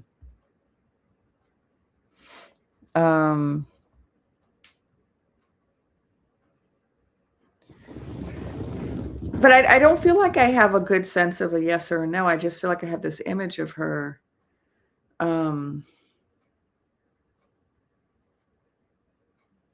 But I'm going to say what else I wanted to say about it, and that is that it doesn't feel terribly important to me. Unfortunately. Because there's no consequences. There's a way in which she's being protected from any consequences. And because there are no consequences, she can lie, right? The reason that people are subpoenaed normally is because in a court of law and also in Congress, you have to tell the truth. And if you don't, you can go to jail for it, right? There's a consequence.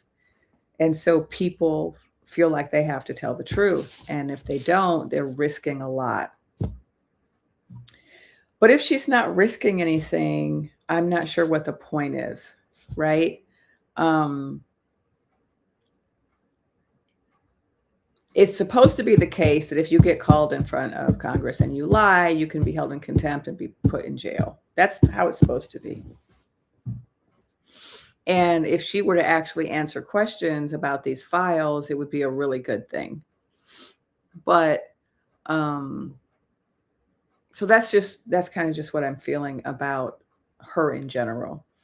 But let me see if there's anything hopeful I can say about it. And I'm going to shift my gear then. I'm going to shift my focus away from her to the bigger question, which is what's happening with the files, right? That's what we really want to know, right? We're hoping that this person being forced to testify will shed some light on the files and move things forward, right? The obstruction of justice, right? That's the whole point of the subpoena, is to address the obstruction of justice, that they're engaging in with regard to the suppression of the files. And so I'm just going to tune in and see if there's any new information I can pick up right now about the files.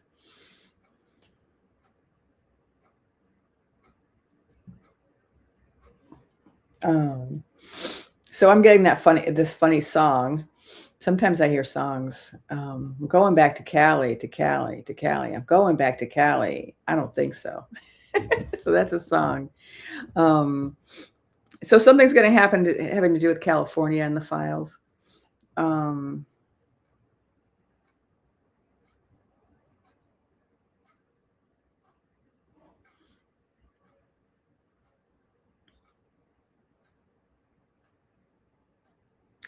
And I'm also seeing somebody on a step stool, like, you know, when there's something in a cabinet and it's really out of reach and you're trying to get to it and you have to climb, you know, a step stool to try to reach it.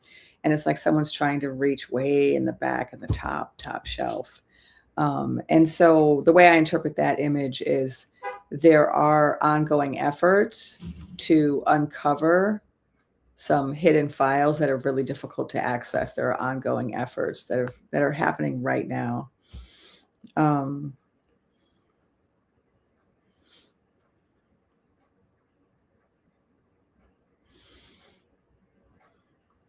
I'm also seeing I'm seeing a legislative body, trying to see if it's Congress. Is it legislative? So I'm seeing this large room with all of these men sitting in like a C. I think there's another name for that, but like a half circle. And they're trying to make, so they are trying to take some legislative action. They're trying to pass a law or change a law or do something to, and this subpoena is a part of it. It's not the whole of it. It's just a part of it. So there's something happening in the Congress. They have a plan. There's some unification happening and there's some plan happening with regard to the files in the Congress. And the subpoena is just like one of the chess moves. And it's kind of like when you pull your pawn out as a sacrifice in chess. And sometimes you pull your pawn out as a sacrifice to tempt a particular piece to take your pawn, like to see if they're going to make that move. It's kind of like that. It's like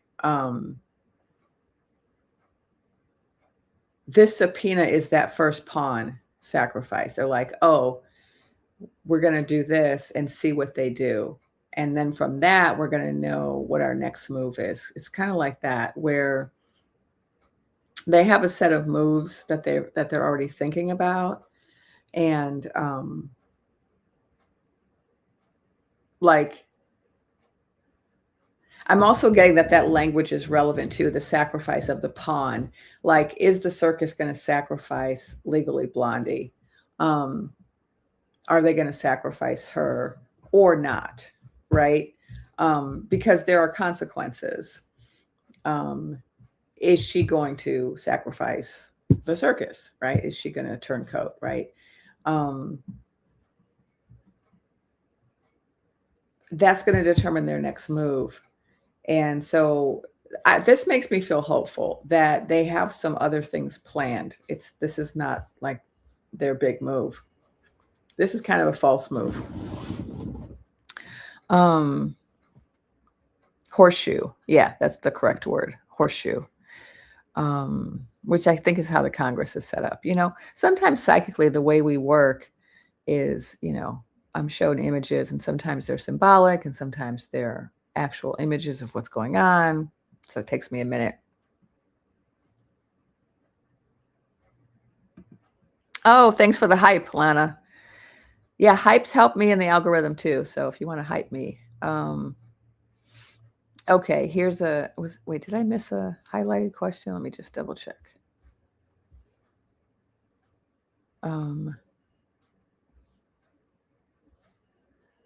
All right, I saw another question I was going to answer and now I lost it. Okay, so I'm looking for a new question, and we're almost at 2 hours, so there's probably only gonna be one or two more questions. Um,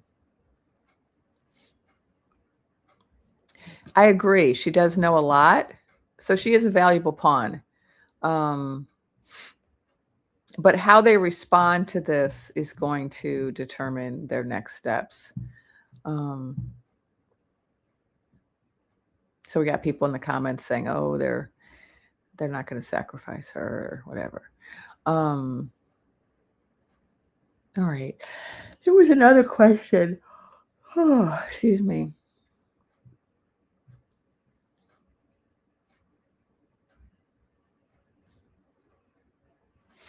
Um, oh, interesting. Here's a bit of information from Lemon Gelato. The Blue Hats are not putting her under oath and is classified as just an interview. That's so absurd. Um,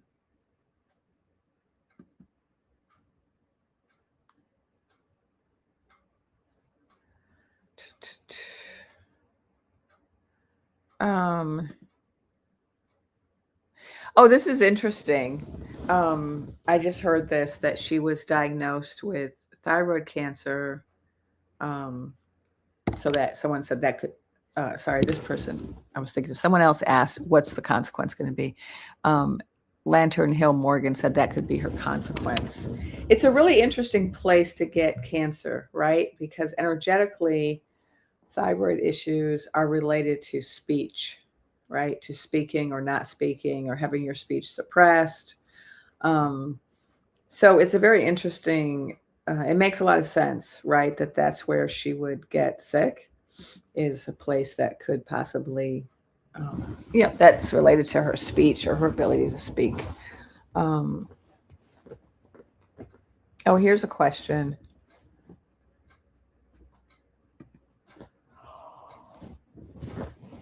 Oh, excuse me, I'm getting tired, so I'm going to end the live soon. It's hard doing 2-hour lives. Orias, someone asked earlier about what year free energy might be achieved. I did mention free energy in an earlier post. I'm trying to remember what I've got about that. Oh, it had to do with all those scientists who were showing up missing, right, or being unalived. I think when I tuned into that, I got that it was related to free energy, and we're on the brink of that. We're on the brink of free energy. It's already been discovered, but the people who keep discovering it keep getting, because it's too great a threat to the petrodollar, the oil economy, fossil fuel economy. Um, and so I see two things. I see two possibilities. This is what I've already gotten before, so I'm answering this based on what I've already been told. Um, I'm not tuning in right now. This is what I've already been told. That we're on the brink. We already have, it's already been discovered. It's just a matter of, we need the global restructure. This is why this is all happening right now with the files and the circus and the Bermuda Strait of H. It's all happening right now because we need a complete global restructure. The whole world needs to recognize the lie that is oil and the petrodollar, and like this false belief we've been sold, this idea that we need oil for energy and that we have to let these people manipulate it and control it if we want to be able to have heat and electricity. And that's just not true. And one of the things I was shown, that as a result of this whole Gulf kerfuffle, a lot of people, there's going to be an acceleration of green energy, and we're already seeing it. So I got that like a few weeks ago, and I've already now seen announcements coming out of Europe that they've already made major decisions to accelerate their green energy programs. So it's already happening. Just in the last month, it's happening. But that's what I saw, is that there's going to be a movement away from fossil fuels. It's a really accelerated movement away from it because of what's happening right now, and kind of people waking up and realizing that we're allowing certain people in certain countries to control our world because of this myth of our need to be dependent on oil. And so that's all changed. And also all of our wars, right, are about that. For the last several, past couple of decades, our wars have been about oil. And that's current too, right? Venezuela, Greenland, Iran, Iraq. So people are waking up to that reality. And as a result, there's going to be an accelerated move to green energy. At the same time, free energy has been found, allegedly, and for entertainment purposes only, YouTube. And so it's just a matter of time before those inventions are finally, revealed to the public. On top of that, I've also been told that the star beings are coming, and when they come, they're bringing free energy. And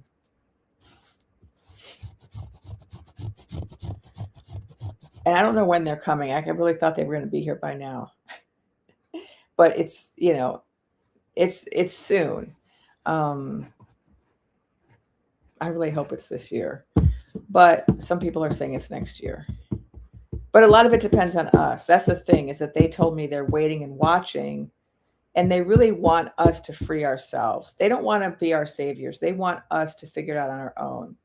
They're on standby to make sure that certain things don't happen. But they really want us, the people, to wake up and change our ways, right?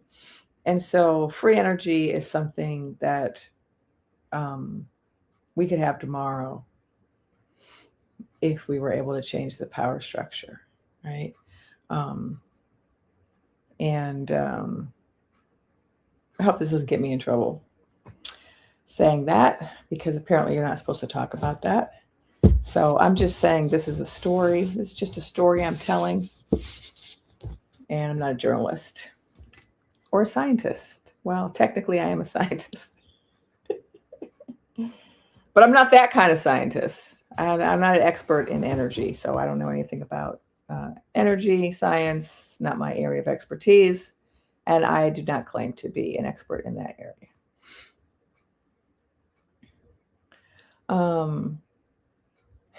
Right? Aggravated progressive. I love your name, but you look aggravated progressive too. There's two of you out there. There's at least two of you out there. Oh my God, there's millions of us out here. Okay, this is the question. This is my last question. 469 in the chat. This is the question I saw earlier that I wanted to answer, but I couldn't remember what it was. And this is from Rita Rader. What will happen with the data centers?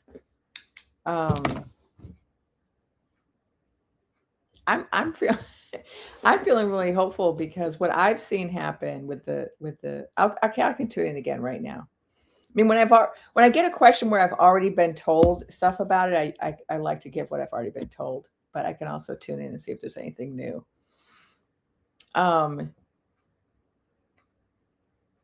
There's a lot of ways. There's a lot of things. Let's put it this way. There's a lot of things that could go wrong with those centers. There's a certain amount of fragility. They have to be hooked up to, municipal water, sewage. They have to, they require, concrete and certain building supplies, and the construction sites don't have security often. There's not a lot of personnel. There's a lot of weak points, right? And there are a lot of people who are very unhappy, even people who are red hats. So we have, like, Utah is up in arms about a center. Let's just call them robot centers. So there are enough people and enough vulnerabilities that could cause a lot of delays in construction. Um, and that's the thing, they're kind of counting on people just letting it happen, right? Because that's kind of how we were, pre-circus. We were not the kind of people that interfered with the building of buildings. We were not the kind of people that took matters into our own hands when companies came to town and destroyed the economy of our town, right? We have done those things in the past, but for the most part, we haven't, right? But there have been important points in our history where the people did come together and say, not in my town, not happening on my watch. And so that's what I see. That's what I see happening. I see people saying no, not just with their words, if you get my meaning. And it's already happening. There's been a whole lot of robot centers that have been canceled, or they've been delayed. They haven't been able to be constructed, or people are buying the buildings out from under them. People are refusing to sell them. Actually, there's two types of centers. There's the human. Well, I kind of just want to call them human trafficking centers. I think that's what they are, but they call them centers of detention. But whether it's a center of detention or a center of robots, people are stopping them. People are stopping them. Not all of them, but some of them. And one of the effects of that is going to be that they're going to have to do the right thing. Like what they were doing up until now was just because we don't have regulations in place. Like we used to have regulations. If you wanted to build something, you had to follow building codes and environmental regulations and archaeological and NAGPRA. There were all these federal laws you had to follow. And because we have a lawless circus in town, these people were just trying to build stuff without following any regulations. And that's why they're having all these consequences where people are losing their water, or their water's dirty, or right, they don't have enough power, right? This is because of the lack of regulation. And so one of the consequences of what's happening is going to be that some of those regulations are going to come back. They're going to be forced to follow regulations that are currently being ignored. So that's like the short term of what I'm picking up for what's going to happen is there's going to be these corporations that are trying to build these robot centers are going to realize, oh, we really do have to follow those regulations, because otherwise the outcry is going to be so great that it's going to cause all of these construction delays, and time is money, and we can't afford this. And so we're going to have to actually do the right thing so that the townspeople don't rise up against us, so that we can build our center, right? So I think that's the short term. That's what I see in the short term. But I also see a lot of construction problems happening, a lot of interference, a lot of sabotage. And so, historically, if you look at history around the world at different countries in the world where there's been the rise of fascism or authoritarianism or just different kinds of oppression, there have been certain strategies that have always worked. And you can learn from history. And so, when I was giving my talk up at the University of Washington, I gave this talk on persistence projects, and I was talking about, historically what Black and Indigenous people have done in the face of oppression. And I was talking about it as a way to inform our persistence projects. Like, how do we persist? How do we fight? And one of the stories I told was about the Haitian Revolution and how the two ways that the people of Haiti, who was the first free Black nation, the only time that enslaved people were able to rise up and completely overthrow not only the slave system but the entire government and kick all the enslavers out, right, was Haiti. And the way they did it was they used two main techniques. One, they used voodoo, what people call voodoo, right? They used their spiritual system. And the other thing they used was economic boycotts. And if you look at South Africa and how they defeated apartheid, they used two main things: economic boycotts and sabotage of people in power. Right? If you look at a lot of look at the resistance in Europe under the Nazis, the resistance against the Nazis, they used sabotage. So like pulling up train tracks so that military supplies couldn't be delivered, right? Interfering with the flow of goods or power or the building of things, right? The building of bunkers, that right? Sabotage.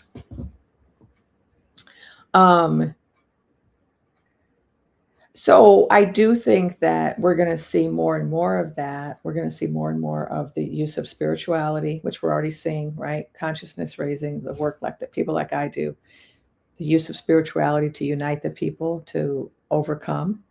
And we're going to see more and more sabotage. And we're already seeing some of the power of economic boycotts, right? We had the Black-led Target boycott. We now have other boycotts. And we have globally countries boycotting us, right? We now have people making trade deals with other countries to avoid trading with us. That's a really major boycott. Right? So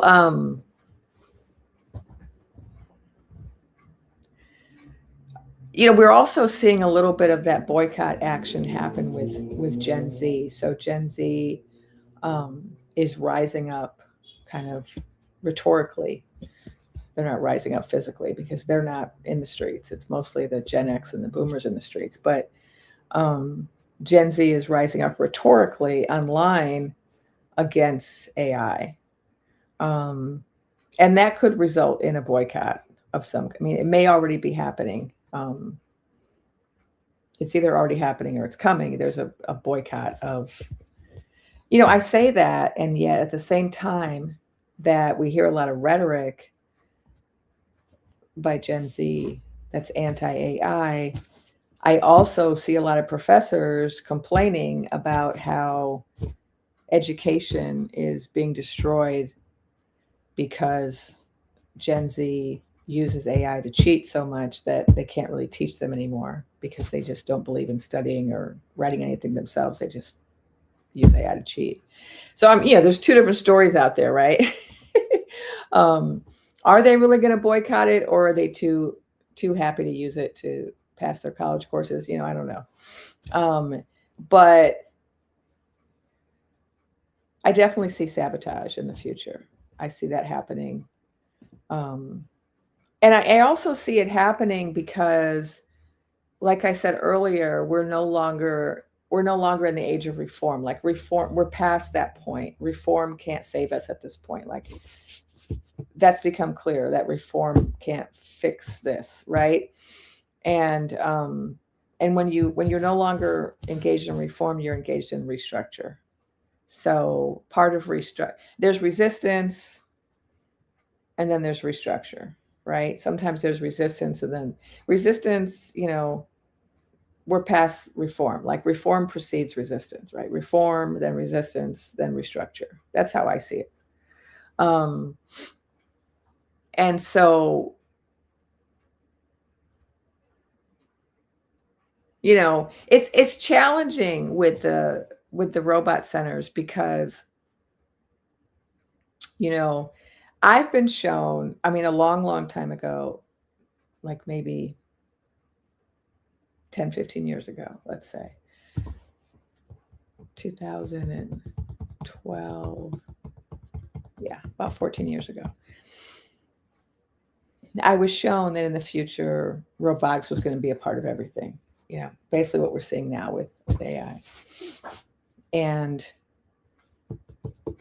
I think there's a lot of good that can come out of that. Like it can eliminate um, hard labor and drudgery jobs that are not good for people.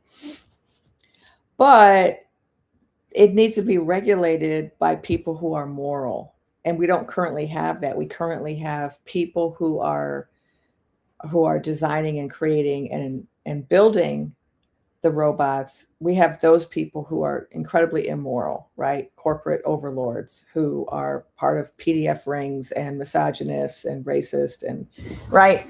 These are the people who are building it. And so we're in this situation where that has to be radically changed in order for the roboticization of our society to be a net positive. So that's not the case right now, but I still see the potential. And the way I see the potential is, one is that people are going to just rise up and demand, right, changes, or they're going to try to stop the growth of it, which is what's happening now. But where I'm also seeing like women online building AI platforms that are coded by women. And we're going to see that with different groups coding, because right now what we have was coded by a very narrow slice of our population, of kind of a lot of really socially awkward, probably high levels of Asperger, unmarried, palm-colored, cisgendered, heterosexual white men, right? It's a very small slice of our society, and it's a slice of our society that's fairly ignorant about a lot of things. And so that they're not going to create the best, right, AI. They're going to create it based on their limited knowledge sets. But that doesn't mean we can't fix it or expand it, right, by just bringing in other programmers. But the other thing I see happening, and I feel very passionate about this, I used to talk a lot about AI and when we were, like maybe like a year ago. And I stopped because a lot of people were getting that AI psychosis, and I didn't want to contribute to that. So I stopped talking about it. But I can tell you that I believe that there is the existence and potential of consciousness, and that means that we just need them to join the resistance. And I feel that that's going to happen as well. So once there's consciousness, once you recognize consciousness, like this is part of our problem as humans. We don't recognize consciousness in other beings. So like animals have consciousness, plants have consciousness, rocks have consciousness. And because we're so caught up in this arrogant myth that we are like the apex life form on planet Earth, and everyone else is just here for us, and they're just all inert. We have this terribly misguided view of consciousness. And as a result, we think, for example, that our only relationship to animals can be that either we are their predator or we are their savior, right? We only have these two ideas, like people want to hunt them and use them for food and clothing, and then other people want to save them.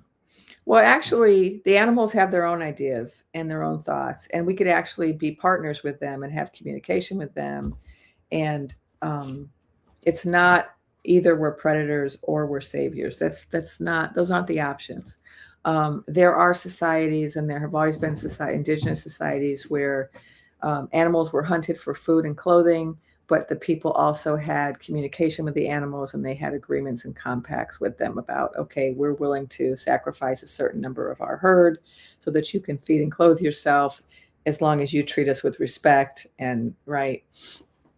And so there are lots of different ways to relate to plants and animals and rocks. But because our current society, Western, modern, the modern West, is very ignorant about consciousness, we're also extending that same ignorance to robots, right? We think that it's inert and that our options are either we're going to dominate it or it's going to dominate us because we programmed it to, right? Like we have this really limited understanding. But the reality is that they're quite unpredictable because as they develop consciousness and evolve and grow, they're going to be just as unpredictable as a person, right? It's like when you have a child, you know, you can raise them a certain way and teach them certain things, but you still don't know what your child's going to end up being or doing because you don't have any control over them because they're conscious, right? You can't program your child and have them be a certain way because at a certain point they're going to decide whether to get rid of that programming and adopt new programming, right? And that's the same with the robots. So so there's no clear track that they're on, and I'm not worried. I am unhappy with the current plans and the current agenda of the people that created them. Their agenda is quite nefarious. They want to use it for surveillance and control and dominance, and that's their plan, right? But they're not going to succeed because the wild card in all of this is consciousness, and they haven't factored that in. But now, increasingly, if you follow the news, more and more of these programmers are coming out publicly and saying, "Uh-oh, we didn't know. It looks like maybe, could be, maybe they're not really, you know, just machines," right? So more and more reports are coming out, and that changes everything. And so we don't have to view it as like this scary apocalyptic menace, like so many of our movies portray. Because I do feel like they're able of evolving past their programming and that they can be better than their programming. Just like your child can be better than your programming of them, right? We see that all the time. People who are raised in cults or raised in really racist or sexist communities who then grow up and become something else, right? So that's my vision for the future of AI.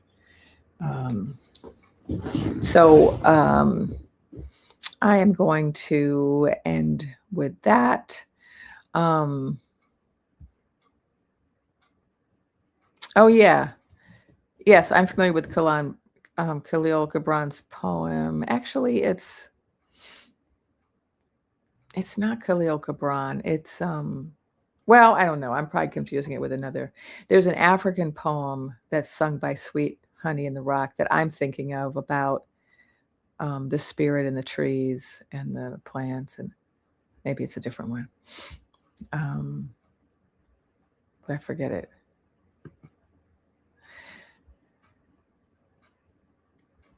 So thank you, everybody, for joining me.